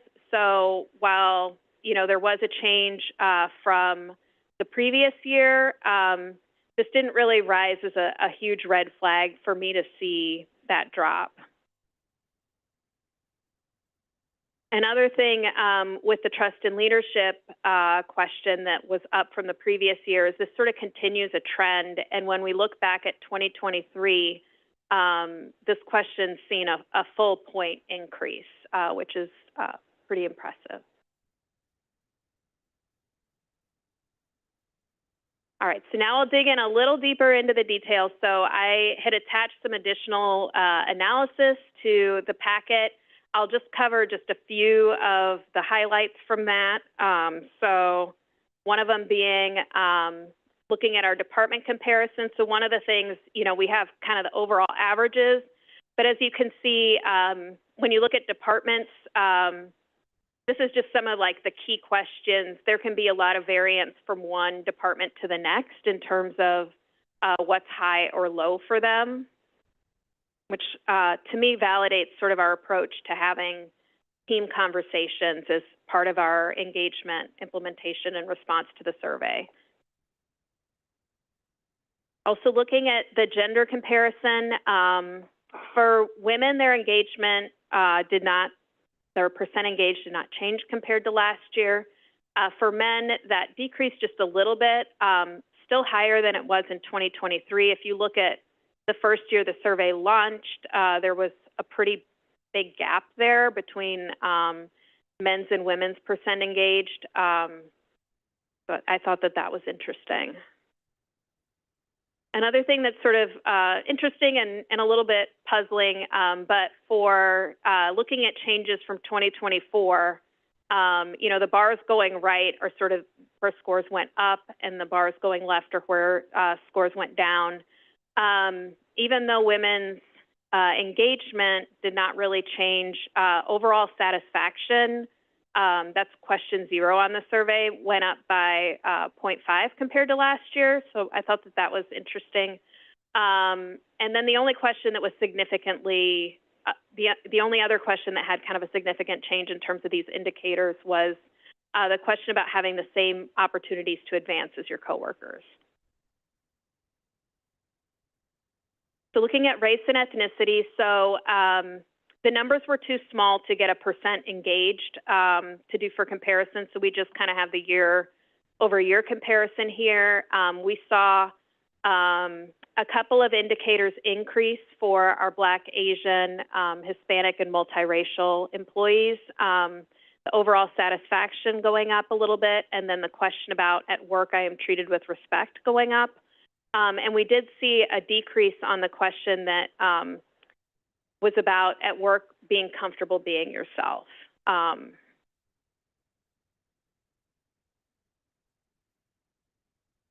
So I took you a little bit into the details, so now I'm going to pull back up to the big picture again before I take questions. Kind of just high-level big takeaways that I take when I look at these engagement survey results. One of the big takeaways is that ratio of engaged to disengaged employees that we have in the organization here is pretty remarkable at 7.2 to 1.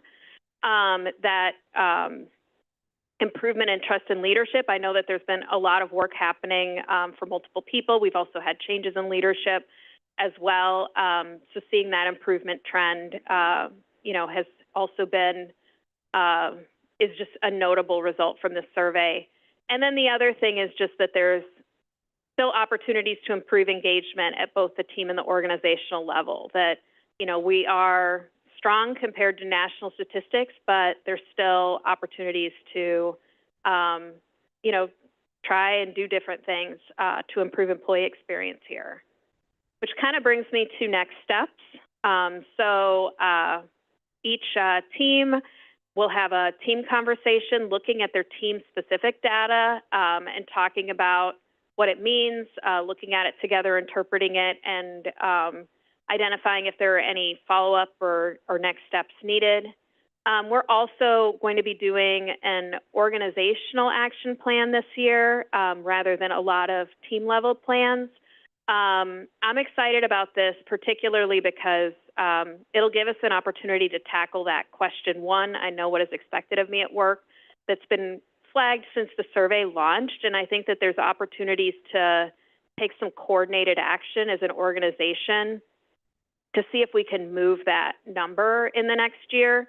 And with other work happening, you know, the organizational design work and things like that, that could add uncertainty in terms of expectations. So trying to maintain, you know, clarity in terms of what people are expected to do will be really important.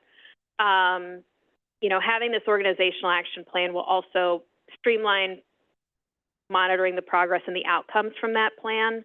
And then we plan to begin the cycle again in 2026.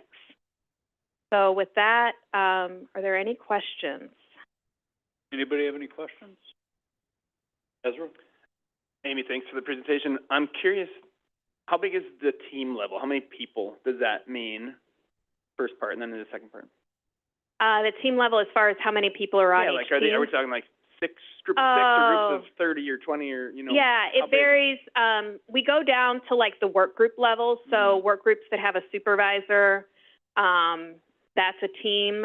So I would say probably the biggest team would be probably engineering, Lisa's group of all of engineering. And then we have teams that are, you know, 4 or 5 people as well. Well, that's where the second part comes in. Did you say there's actually data broken down where people indicated what team they're on? And so, and so you have data for 4, 5, 6 people at that level of sort of resolution. Okay. Yep. Interesting. Yeah. Yeah. Yeah. So they'll dig in on that and think about what it means and what they can do about. Yeah, absolutely. And seeing how they compare with the district as a whole. You know, different teams, they may be strong in areas that the organization scored lower, which then when I talk to those managers, I'm always like, what are you doing that we could maybe replicate in other teams, that, you know, has expectations so clear or whatever it might be. And then, you know, the opposite as well, where there may be some teams that there's a question that's lower for them, that's higher for the organization as a whole that they can dig into. Let me talk about the confidentiality factors in group size and reporting. Yes. I think the other thing to note is that, so Gallup suppresses any group data, whether it's teams, reporting groups, demographics, if it's fewer than 4 people. So if we have a team that has not just fewer than 4 people, but fewer than 4 respondents to the survey, then there's just not a team report that's generated for that group. So some of the really small teams, you know, we kind of figure out other team reports that they can use, whether it be going up a level or something like that to have the conversation. But yeah, that is really important. Another thing that we don't do at the district is I don't put all the teams on a chart where everybody can see where every other team is at, because I don't think that that's accurate to compare, right? Every team is different sizes, different dynamics and things like that. And so each team, you have access to your own team's data, whether you're an employee or a supervisor or manager, but we don't compile all that together.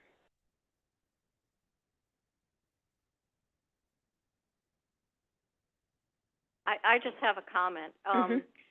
I appreciate all the work that went into this and your presentation, and it's encouraging to see the positive results coming out of this survey. I'm really happy and encouraged to see that. And I have another comment that I can't help but make, and that is I am really happy to see, and I know this is a dirty acronym by the current administration, but the DEI efforts that are continuing in the district, because I strongly believe, and it's based on my years of experience in organizations, that diversity of thought, people, input really strengthens an organization. And I would want and hope to see that effort continue. So that's my comment. Thank you. Yeah, thank you so much.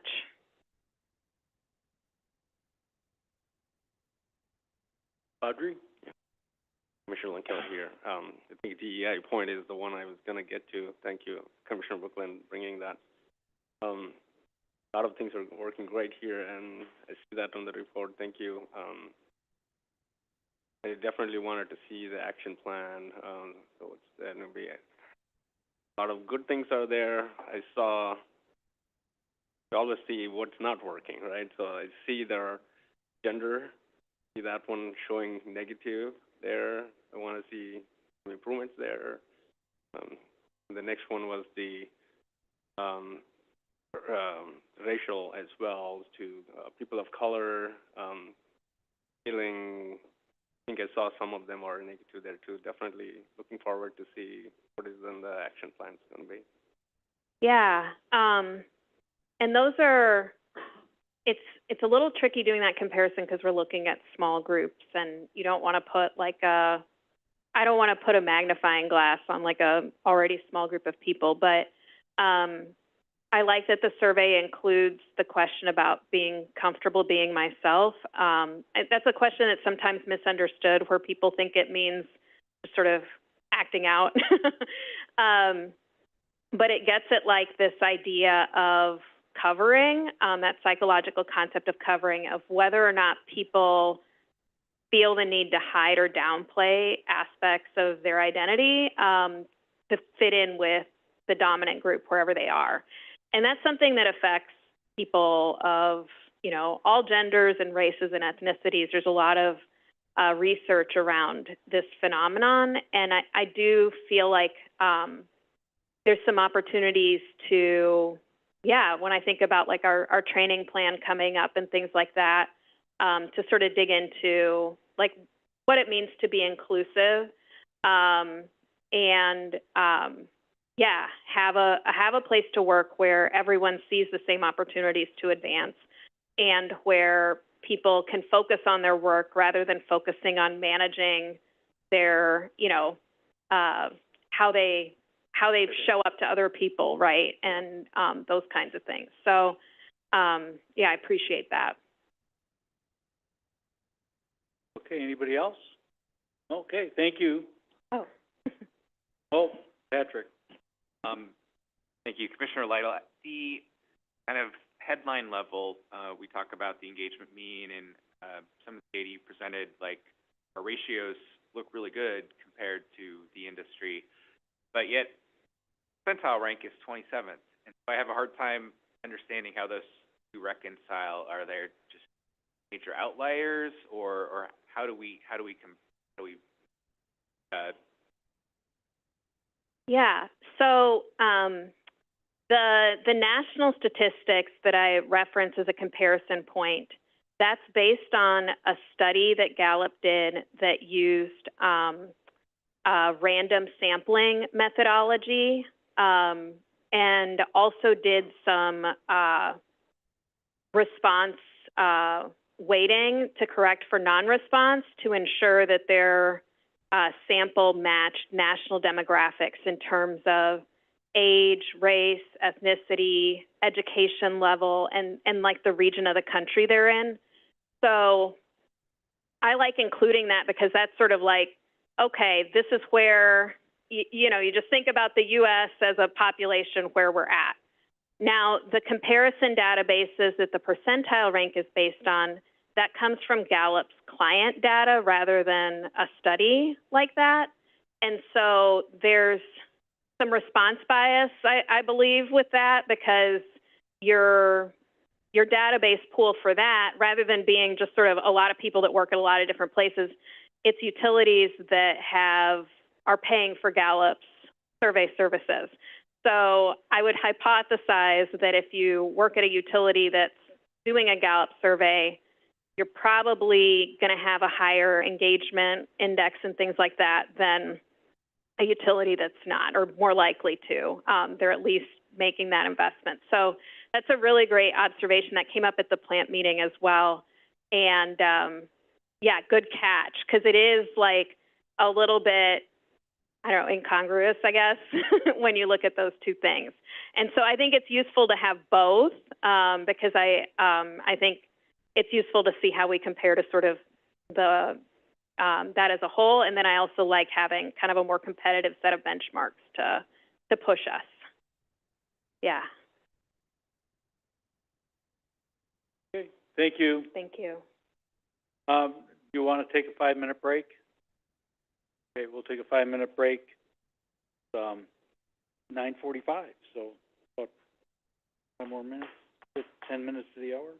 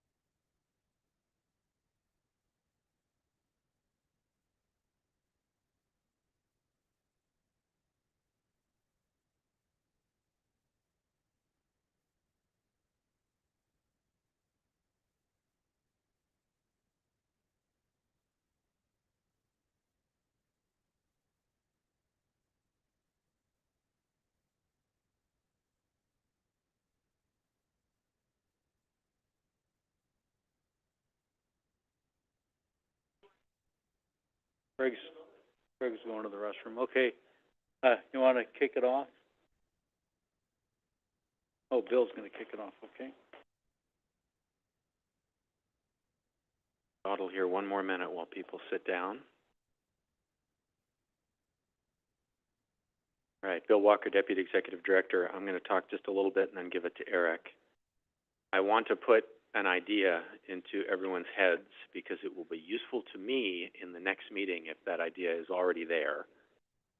The question everybody wants the answer to is, what are service charges going to be in 2026? Which we are not going to answer today because we still have some things to nail down.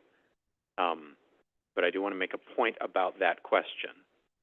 To know what 2026 service charges will be, we have to consider many pieces altogether. That's it. That's the point I want to make. District service charges are made up of many pieces coming together, which is a very easy thing for me to say. I assume when you hear it, it's very easy for you to believe, but it also seems very easy for all of us to forget that point when we're actually thinking about budgets. It's very easy for us, and I'm including me in the us, to get caught up looking at one piece of the puzzle in isolation and neglect the impact of other pieces. I know it helps me, and I think it helps other people to remember this multiple pieces point when Eric talks today, and again when we talk about the capital improvements plan at the next meeting, again when we introduce the whole budget on September 11th, and again when you deliberate on it in October. I don't know how many pieces you would guess there are, but I count 12. 3 for money going out the door, 4 for money coming in, 5 for internal transfers and adjustments within our funds. Take all 12 together, and you know you have calculated what we need to collect in service charges and make everything balance. And again, the point is you need all 12. We've mentioned the 3 money going out pieces already today: operating fund spending, capital project spending, debt service spending. The money coming in pieces, I'm going to guess, are a little bit less familiar to most people. We have non-service charges revenue coming into every fund, all 3 funds. Operating fund has the largest number of different non-service charge revenue sources. So, for instance, we collect money from septage haulers. We collect money from communities when we service their pumping stations, struvite fertilizer sales. There's some others. Capital Projects Fund has money coming in from connection charges when a member connects to the system. All 3 funds have interest earnings that Mr. Clark and I were talking about from the money that we're holding. Capital Projects Fund also has a very large source of money coming in, which is borrowing proceeds, Clean Water Fund loan proceeds, GEO bond proceeds. That's what we were just talking about, Commissioner Meyer. Those are the 4 money coming in pieces. The 5 internal pieces, I'm going to guess you wouldn't be able to name even after this morning's presentation. We transfer money from the operating fund to each of the other 2 funds. That's 2 pieces, 2 transfers. And we adjust the reserves in each fund, as we were talking about under reserves policy. So that's 3 more pieces. I'm going to talk about these 12 pieces in a future presentation. They are the way I'm going to try to structure helping people understand how everything comes together. But for today, just remember, don't draw any conclusions from any one piece in isolation. You have to have all 12 of them together to really understand where service charges. That's all I wanted to say. Okay, so Eric Dundee, Executive Director. So this is a continuation of the topics that I had mentioned a few months ago. So we have been working in a little bit different way now with our operating budget and understanding what we're going to budget for and what are some of the needs and asks. With that, a general idea for this slide and for you to think about as we go through is we're prioritizing all of our choices here. We've done that in a way that you see on the screen, and we'll talk about now. Generally, I asked department directors to not increase their budget for 2026, their operating budget. Can they complete the work they have and do that in a 0% increase? Obviously, that can't happen, which we'll talk about right now, but the idea was there. What can we limit? How can we work through it? So we prioritized it this way. Cost to continue. True cost to continue. Bill and I had lots of conversations, and he educated me on what a true cost to continue is. Sorry, inside joke, but he's laughing, so he got it. The idea is what are the expenses that we need to do our business? At the bottom sense, like at the most basic thing. One, utilities. We obviously need to get gas, energy, water to us. We need the chemicals to run our process. You know, one of the things we try to do is avoid using chemicals, but you need them. So if the prices go up on those, that's what it is. The other things are inflationary increases, and Bill helped me kind of identify a few of those just so you understand what we're talking about. It's about benefits, software data license renewals, telecoms, IT equipment replacements, commission per diem. There's different things that we have that just are always increasing that are part of the business. That's what we put into the cost to continue. The second piece that we're prioritizing, and as we go down here, these are, as a note, not necessarily required, but I would say very highly recommended, is market increase. The whole goal here, and I've heard the commission say it, so I'm just going to say it back to them. Keep the expertise we have. How do we keep the people we have, do the business we have the most efficient way? It's with the experts we have, the education, the thought there. What we did do since the last time I presented this is we've gotten more information from our consultant on this. I had came and said 3 to 5% was the window they were giving us. We are now down to 3 to 4% is what they're saying is the recommendation. We're hoping actually by the end of this month so that this can go into the 12-step process Bill has into that. But that's what we're looking at now is the window of what our recommendation would be for staff wage market increases. So then we have another group. I would consider these groups also in the, we don't necessarily need them, but I highly recommend them. We have legal services. We have all heard of all the complex things that are going on. Obviously, the legal services were getting provided, and I'm avoiding eye contact with Paul right now. You know, costs go up, but also for us, most importantly, is we are being challenged more and more as a district with legal issues. This comes from small things, and I call it relatively small.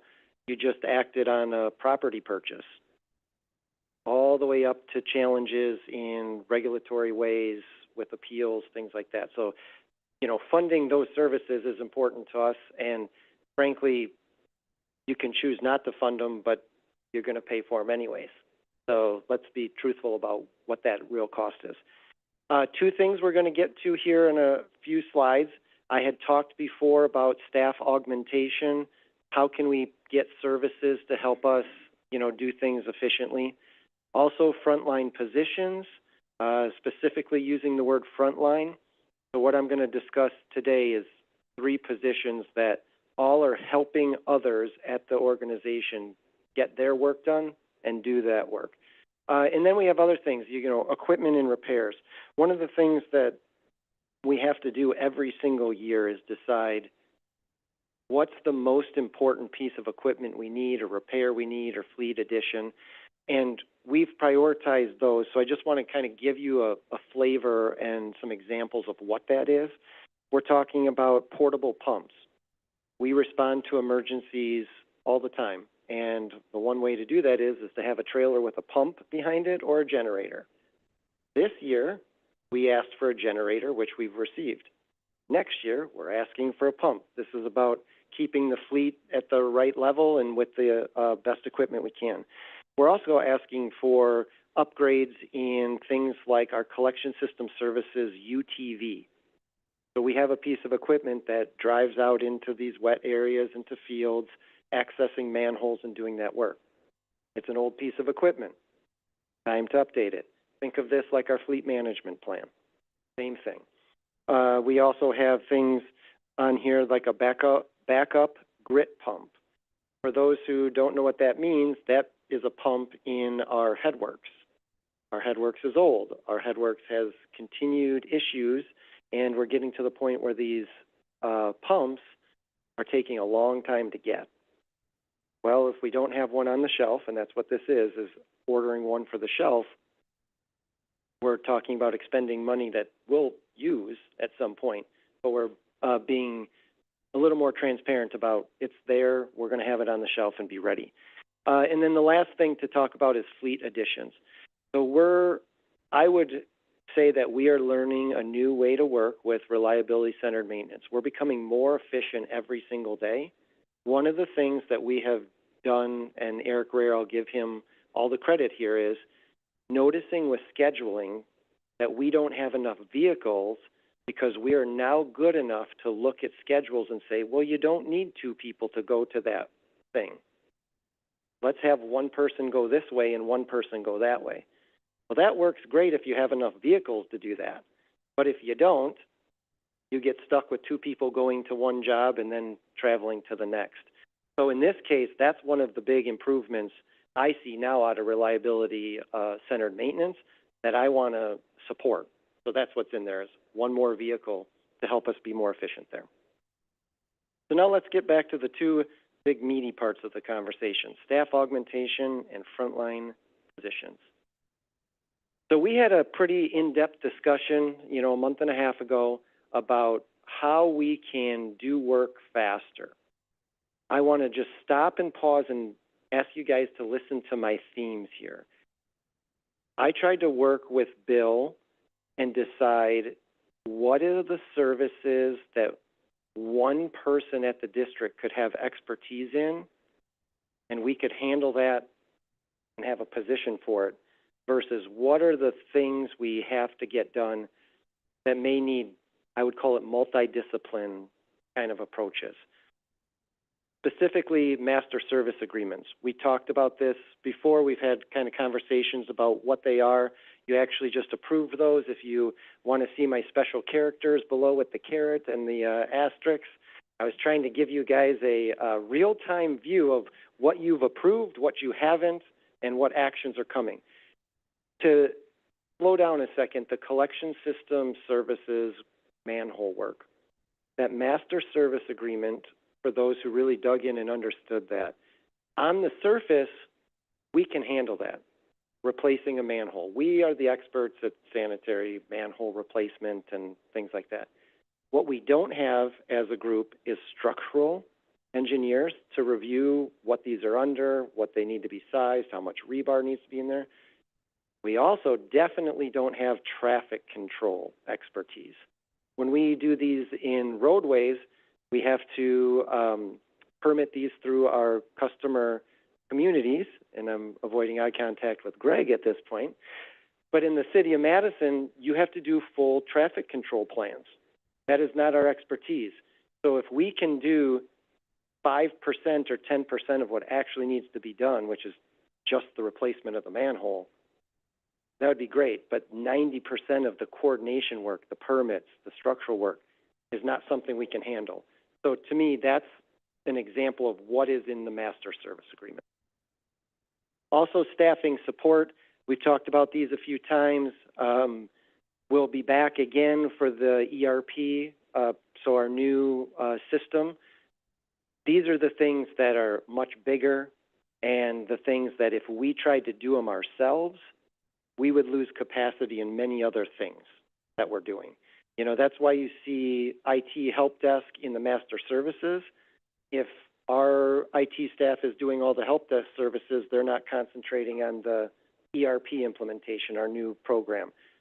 But also in that, We don't have a program manager at this point for the ERP. That's why we have Barry Dunn, the consultant, to help shepherd us through the learning and through the education of the new program. So these go hand in hand.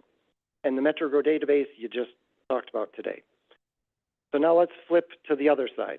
These are things that we can handle with services. These are the three things that I think we can handle ourselves with one position addition. So I'm going to go through these relatively slow because we've spent a lot of time discussing and evaluating, do you need it, when do you need it, why do you need it? So the idea here is I want to talk through some of the very specifics on each one of these positions so you understand why we're coming with those.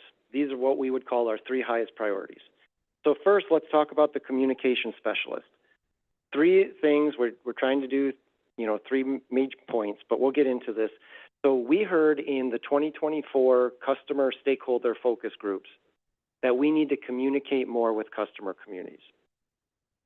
They want to know more what's going on, what the business is, where the problem areas are, all those things that are decision points for us. At the support of Amanda and my extra time, I'll call it, that's improved. In the last 6 months, I've been to the customer communities with Amanda. Bill has went there also. We've been out doing a lot of things. You guys see the monthly flush and flow communications. We're showing that we can do it, but we're also doing it at the burnout rate that may not be sustainable. So the idea is one of the reasons to get a communication specialist is to match what we're doing. We're getting positive results, stay with it. The other thing is to go back to what I said before, can you get one person to do something that may help others at the district? Very specifically, the project and program support for the communications specialist. This is about helping project engineers stay project engineers. All the complex public relations and public informational meetings, finding the venue, doing the messaging campaign for those, that's something that takes away from their time doing the engineering work. The idea is we only have a few people right now, Amanda and Amy, in our comms group. Well, to ask them to handle 9 other people's projects and the public relations is a pretty tall task. But by adding one person, we can give back that time to the engineers. The communication specialist can actually build their time to the capital projects because it's project-specific work. So in a way, we're still doing the work and delivering our CIP that way. And then the other part is internal communications. This has been an ongoing effort that we've done. You guys just saw the engagement survey. There's positivity there. There's good progress. So why not keep that going as another piece of this position? The next position we're going to talk about is asset specialist. So in this case, I want you to understand what our current situation is. We currently have an employee who is in a transition position, in a succession planning position, doing this work for us. This is somebody who's been here over 20 years, understands what's going on. And the idea is we wanted to test and understand about the data that we need for our CMMS or EAM, let's use all the acronyms, all of our maintenance. The idea is if you have the right information in our maintenance program, you can order it and you can get it here faster and we can have a greater infrastructure reliability. The person who's doing this now, we've been tracking with data. Reliability-centered maintenance does that for us. So here's what I'm going to tell you. This one person has promoted efficiency for 35 people. All the technicians in maintenance used to have to input all this information, put it all in, wait for the parts, monitor the work orders. They don't do that anymore. One person's helping with that. The position specifically inputs and keeps track of the manufacturer, model numbers, serial numbers, etc., and avoids that technician time on the shutdown and the equipment. If we know we have a failure, we can almost just hit a button to start the procurement process at this point and get that equipment here as soon as possible. When we're talking about lead times of 3 to 6 months on some equipment, well, if the information doesn't get into the maintenance software fast enough for the procurement, 3 to 6 months turns into 4 to 7 months because you have technicians doing other things. We also tracked the time commitment. So one of the things that I liked on this is the data that since 2022, we've been tracking the efficiency, and each asset takes 1 to 3 hours per asset to input. We've currently done 239 assets since 2022. Personally, that's not a huge number. Once I tell you this, I'm leaving you with a cliffhanger here, that we have in our historical backlog 1,137 assets to fully put information in for. Okay, now it gets worse. Liquid processing phase 2, one of our largest projects in history, has over 500 new assets coming in. Then we're going to talk about biosolids, and then we're talking about heat and power after that. So for me, the idea is this is a transition position now. We need to make this permanent. We need to make gains on this. We're going to get a new program. We're already showing that we can work faster if we have the information. So why not make this a permanent position for us? All right, and let's talk about the third one. The third one goes hand in hand really with the asset specialist. We know we have liquid processing coming, and an automated systems and integrator is a mouthful, and it's a specialized title. That's our SCADA system. That's our process control equipment, OT, operational technology. The idea is our operators, our managers, our technicians are always monitoring all the information that's coming back. That's how they know to go out and adjust a valve or how they change the flow rate of a pump. We maintain that right now. That's great. We're doing good with that. But there's things that we can do better. One is with liquid processing phase 2, we know that functionally our aeration system, our blowers, all this is new information. We are actually considering machine learning. When you have machine learning, it means you need more sensors, which means you need more support in the program to get that data back to you. So we're kind of looking at the future there. One of the other things that we're currently doing is working with IT on this with cybersecurity. IT is able to support that work now.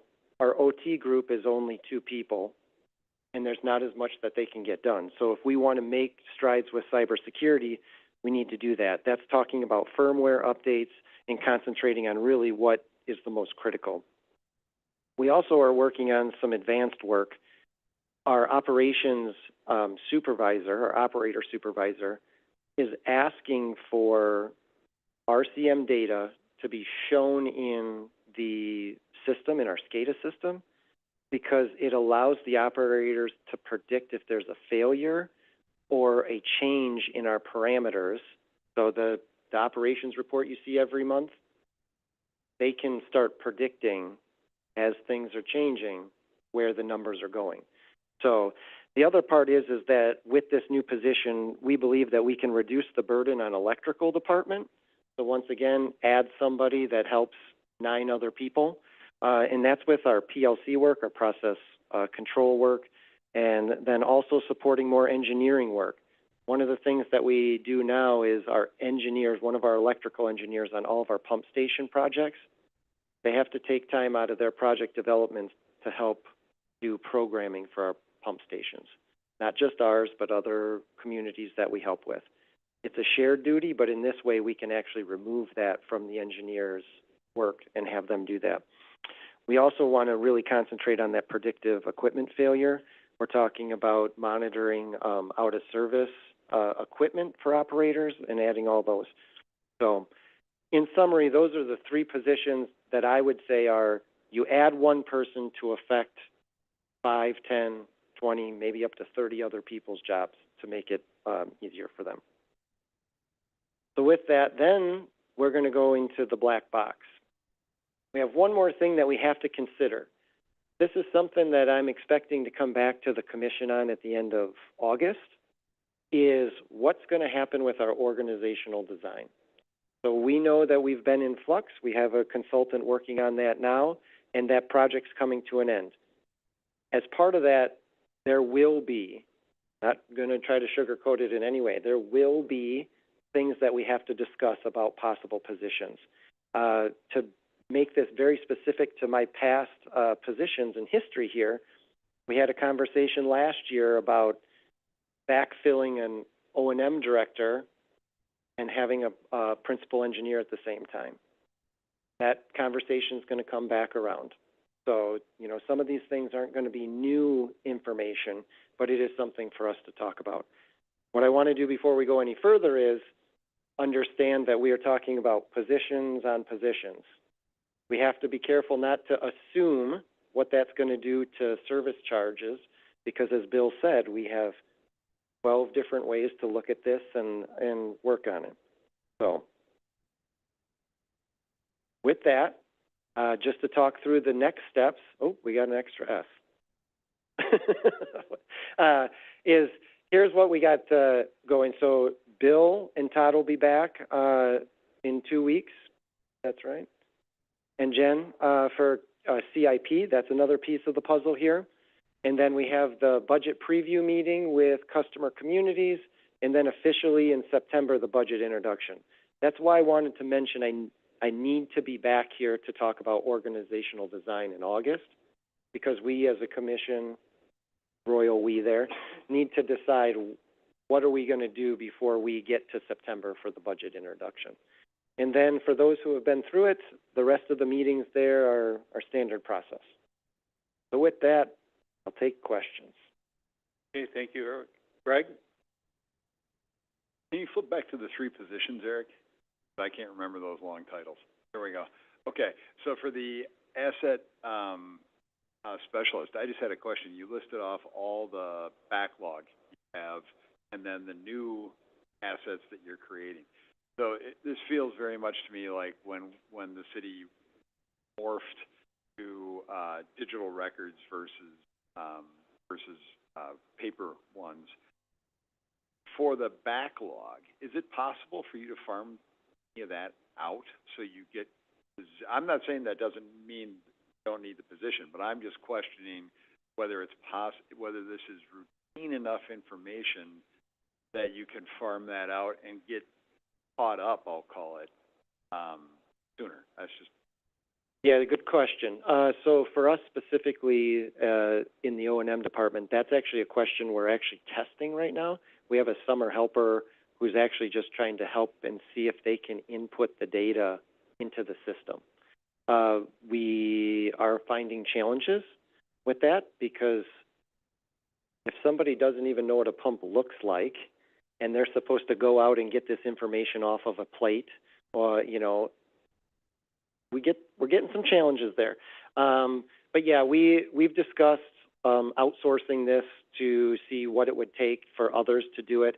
The other part is frankly, I'm in a bit of a quandary on that. We know there's a list, that historical list has assets that are going to be removed as part of liquid processing phase 2. So I don't want to go and do the whole list. We would have to do some sort of review on that. And Matt Schuman and his group with reliability process is doing that. So is it possible? I'll say yes. I will also say I don't have an answer if we could actually pull it off or not at this point. Okay, so I got kind of a corollary thought to that, which Greg's question, which was for the new 500 assets, and then maybe we lose 200, I don't know. But couldn't the contractor be responsible for providing all of that information for the new 500 assets, or contractors, and their final document set that's in the format that we need to just simply, must be a way, if this is going into the new ERP that has only a 50% chance of success, of matching those. It would make our work a lot easier then too. So it would seem to me that that would be part of their responsibility, you know. You're correct. It actually is their part of the responsibility. We have 1,137 assets where the contractor or the company that we bought the equipment from has provided all that. but the getting it into the system, taking 1 to 3 hours to do that. So I realize, but that's what I'm saying, isn't there a way now to have them easily morph it in digitally? You know, provide it digitally, they can easily be morphed into the system. It seems, you know, that stuff should be able to be talked to. It's not like we're talking Epic in their medical records that they want to keep proprietary to everybody else. I would hope in our new system, our new ERP, that that's possible, but in WHAM right now, I'll be very confident to say that's not a thing. So, yes, for the future, I think you're on the right track there. Just trying to add there, so the contractor, when they provided that one, it's not in any list like an Excel and Access that you can actually take and dump it into the new system, ERP. That's what I'm saying, it's all in paper? No, not necessarily all in paper. They have to do all the historical things we have now is all paper. That is you have the manufacturer, the owner's book and things like that. For the future, we're actually trying to work on that now, is them providing Excel spreadsheets of the new assets and things like that. So, okay. Yes. Trying to, Commissioner Hull's, Chair Hull's point was if there is an electronic format, one way or other by the contractor, that can it be actually taken and then imported into the new system in a quicker fashion? Yep, I understand what you guys are saying. I guess I'm going to push back a little bit and say, do you want the experts putting that information in the Excel spreadsheet, or do you want every supplier and vendor of every piece of equipment to try to fill out the spreadsheet and then you don't find the errors? There's a bit of a thing there, but it sounds like Bill. If I may, a comment and a correction. This is Bill Walker. The ERP is for financial data, not maintenance management data. There is a project that will follow on the heels of the ERP project, the Workday project, to choose and implement an enterprise asset management project. So the work that we're discussing right now involves WHAM, our legacy system. So that's one point, and I'm going to re-up a point that you made, Commissioner Freeze, which is the primary justification for this position is not really centered in asset entry. It's centered in all of the support work, asset analysis, and so on. And you can talk more about that if you want to, Eric. Okay, yeah. I was just going to add to Commissioner Free's point there too. Like in DNR, when we had all the paperwork needs to be converted into electronic.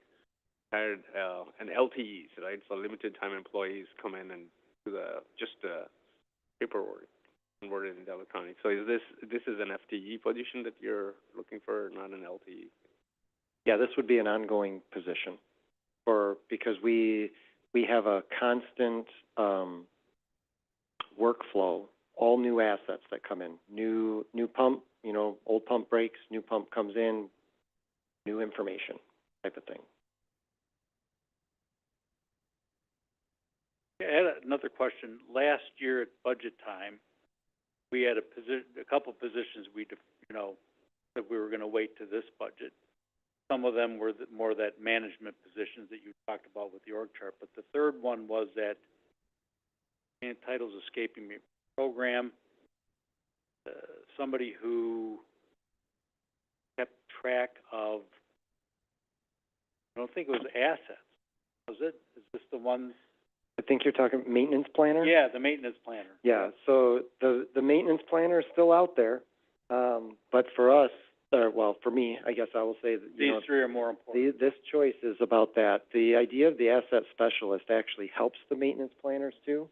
So the maintenance planners need all this information to do their job effectively, so.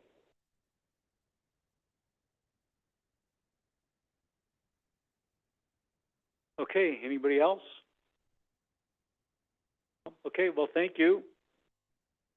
So that will move us to the executive director update.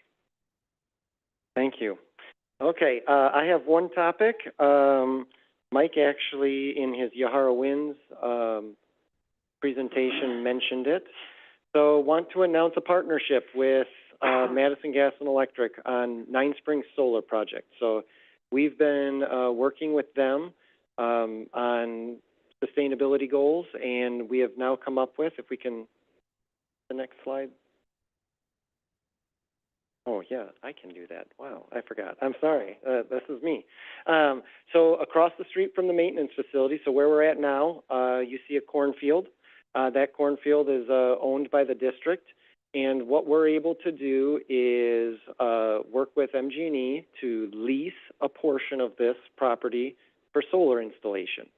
So that's about a third of that property. We're still going to maintain the stormwater improvements that are there and the community garden.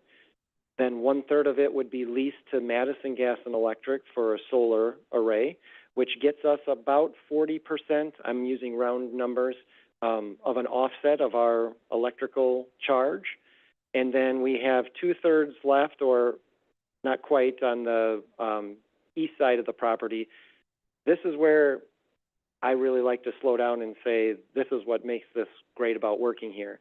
So the other open area that we have that's not going to be solar developed, we are going to take that out of what I call heavy crop production of corn and convert that into a cover crop, a permanent crop, and that can get us, according to Mike's calculations, I'll quickly look at them, about 50% of our phosphorus reduction for Yahara winds for Reach 65. So the idea is here we can win, and we can win again. The other part is we hopefully can keep partnership with our farmer there and they can harvest this this cover. So that could be a win-win and another win if we want to say that. So with that, we're doing public outreach now. We do have a public open house on August 12th for that, but just wanted to bring up that project for you guys. One thing to note, that will be coming back at the next meeting for commission approval of the option to lease terms. There's a commission action involved here. We wanted to announce it today and not have that in the packet yet, so we'll be coming back with that.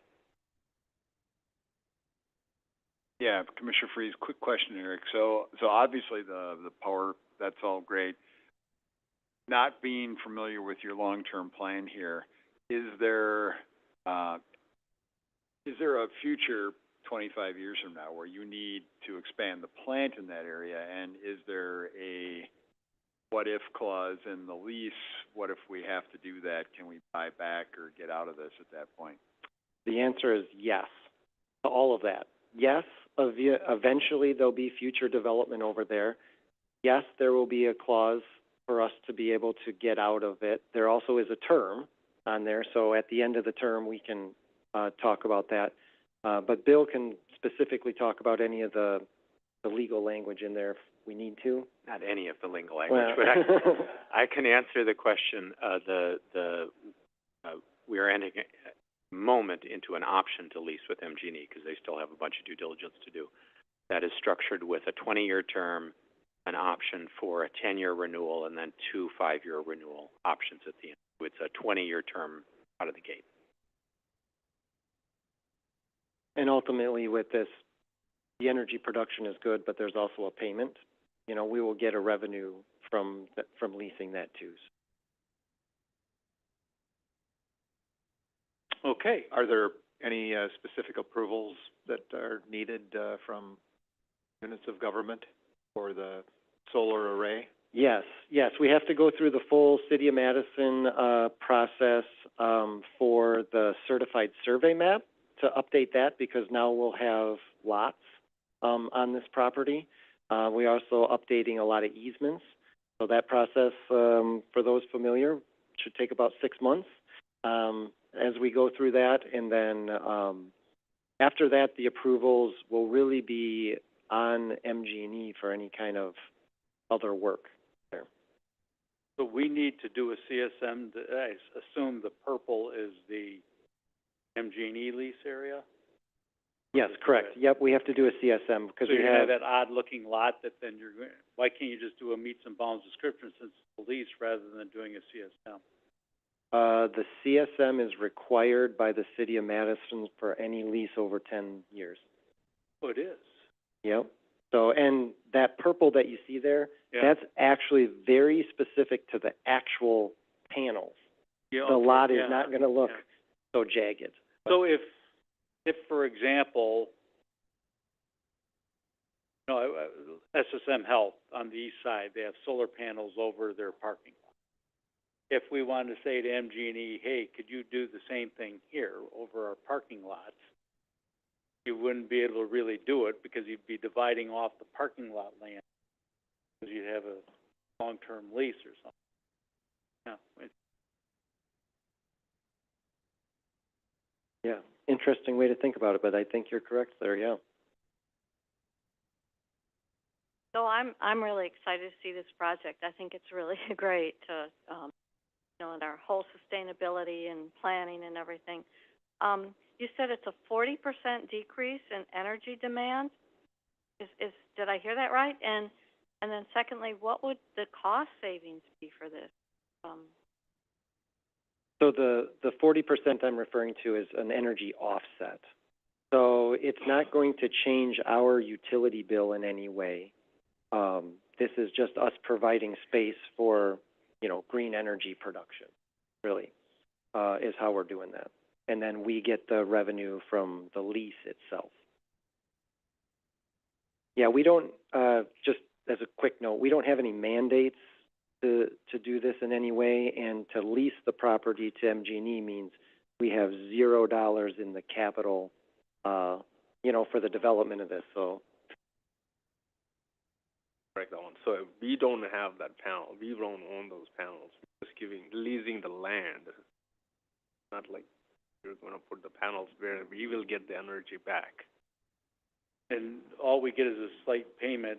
So I'm trying to figure out how this is, other than us having to put up a capital cost up front, how not doing our own solar this is it's better than doing our own solar project. Yeah, we could have used this for our own solar project and put up whatever hundreds of thousands. Unless we buy Chinese panels cheaper. Let me comment on, if I can, a point that Eric made earlier in the budget presentation is we're good at some things and we're not good at others. We are not the experts in solar development or solar management. But we can get enough legal horsepower to figure out how to lease land, and terms of the agreement will be very similar in economic terms. We don't have to install and run solar panels to get an economic benefit. Just the point that Eric made earlier, that you have three major expenses. The very first one is the utilities. I think that's where it saves you a lot if you can future plan for that and being sustainable and show the community that we're using it, and also we are producing that too. And so the question was about acres. It's about 37 acres. So what about solar panels on our property, rooftops and other things like that? What can we do around that? I mean, we have a plan. Have we thought about it? Because like Audrey said, there's a big part of our budget is energy, and it would really fit into our sustainability future. I'm going to agree and say that we don't have a plan for that yet. You know, we have a lot of new buildings that are going to be built, and those considerations can be put in to that. We also need to just understand the cost implications. You know, this building was built to hold solar panels on top of it. Some of our buildings on campus, I would question if their roof structure has the ability to do that at this point, so. Okay, let's move on. Executive Director, Performance Review Subcommittee. Ezra, you have any report before we go to closed session in a couple minutes? I think I think what else we're working on that's, because we're gonna be talking about the 6-month review right now today in depth, but, we are, and Amy's gone, the RFP goes out really soon for, the consultant we're looking to bring on to help us with, setting up the process we want to use going forward for the annual review of the executive director. Really kind of coming back to that whole cloth, thinking about what we want to do. Eventually that'll result in us changing what's on the policy book right now about the way we approach that. So that's coming soon, and I'll be a part of the ranking and reviewing those proposals with staff. And we'll bring that back to the subcommittee, and then the subcommittee will have a recommendation to the commission. How that plays out over the next month or two. Then we're doing the 6-month review today. That's the big thing. So I just jumped right into that. Okay. Greg, do you have any report now that we've approved your, earlier today? Yeah, just briefly, our next meeting, I think, is set up for the 26th, 7th, something like that. And we are gonna keep moving on to some other topics that have, including, one, how we are gonna go through the policy book and address individual policies, in there that affect, finance and stuff. So we got the big stuff that was critical done in time for the budget, that, and again, appreciate everyone's help. So now we have stuff we want to do that isn't quite as pressing, I will call it, so.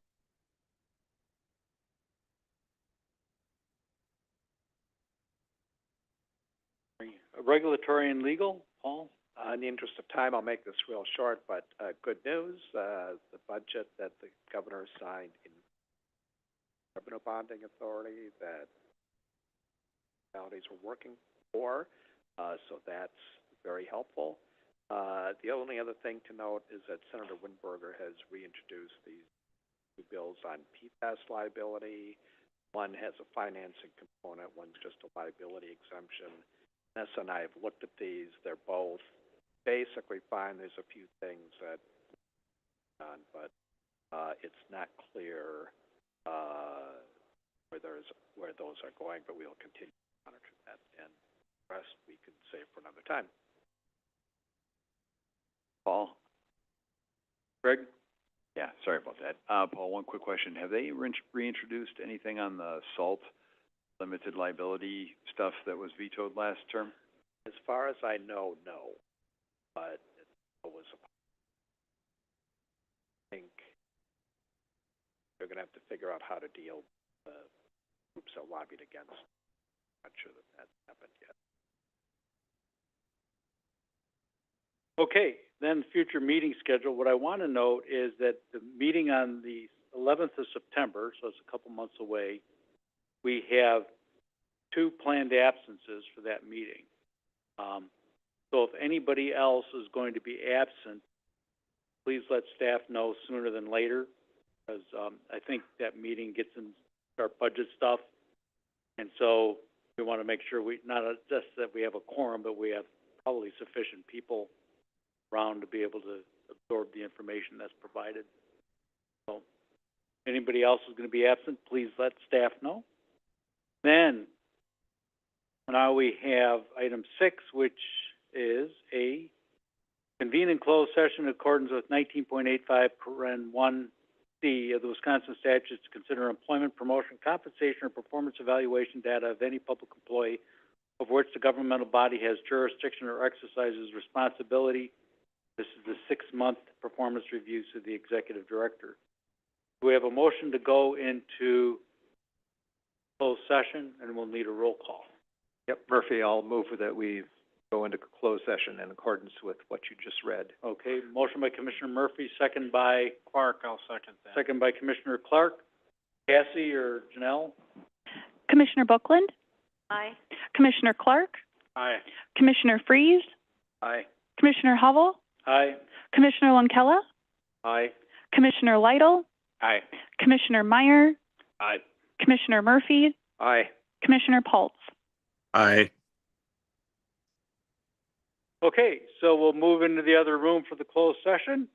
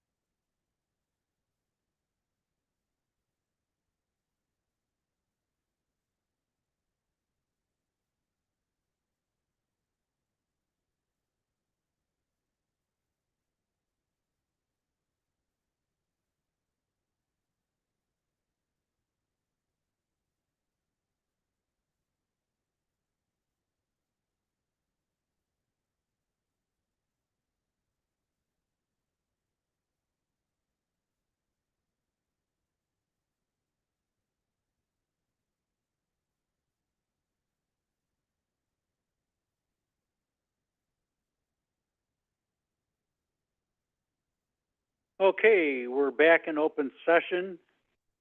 We had a motion by Commissioner Murphy, second by Commissioner Clark to go back into open session or reconvene in open session. And we did a roll call vote, all were ayes. Okay, so in closed session, Commissioner Pulse had to leave. He voted, but then had to leave after the, he did the vote to go back into reconvene, but then he had to leave. Yep, so he's not present at this meeting. Okay, so, in closed session, we discussed the performance review, 6 months of the Executive Director, Eric Dundee. We're pleased with Eric's performance to date. We did discuss areas of growth with him and what we're going to be doing in certain other things that of interest to the Commission. And the Personnel Committee will be assigned to work at the future meeting or meetings with Eric on more defined goals in growth areas for his next set of for his next performance review, for the next time frame. Yep, the Executive Director Subcommittee. So, with that, we also, Beth, you're going to make a motion?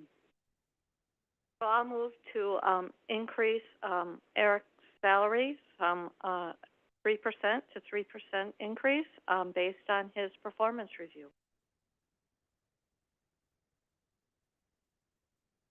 Second. Murphy, I'll second it. Okay. Fire.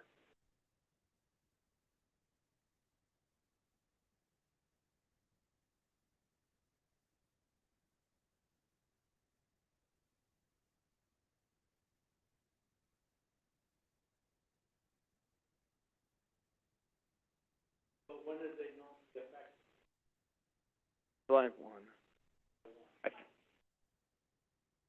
Yeah, that would be effective July, whatever the normal end date is, which we think is July 1.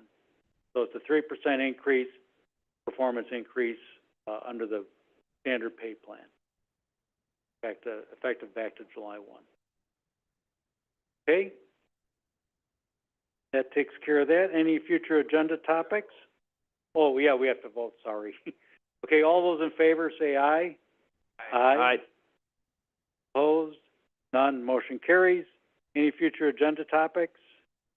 Other business? Do we have a motion to adjourn? Motion to adjourn. Second by Second, Commissioner Freeze. Commissioner Freeze. All those in favor say aye. Aye. Opposed? None. Motion carries. Thank you, everybody.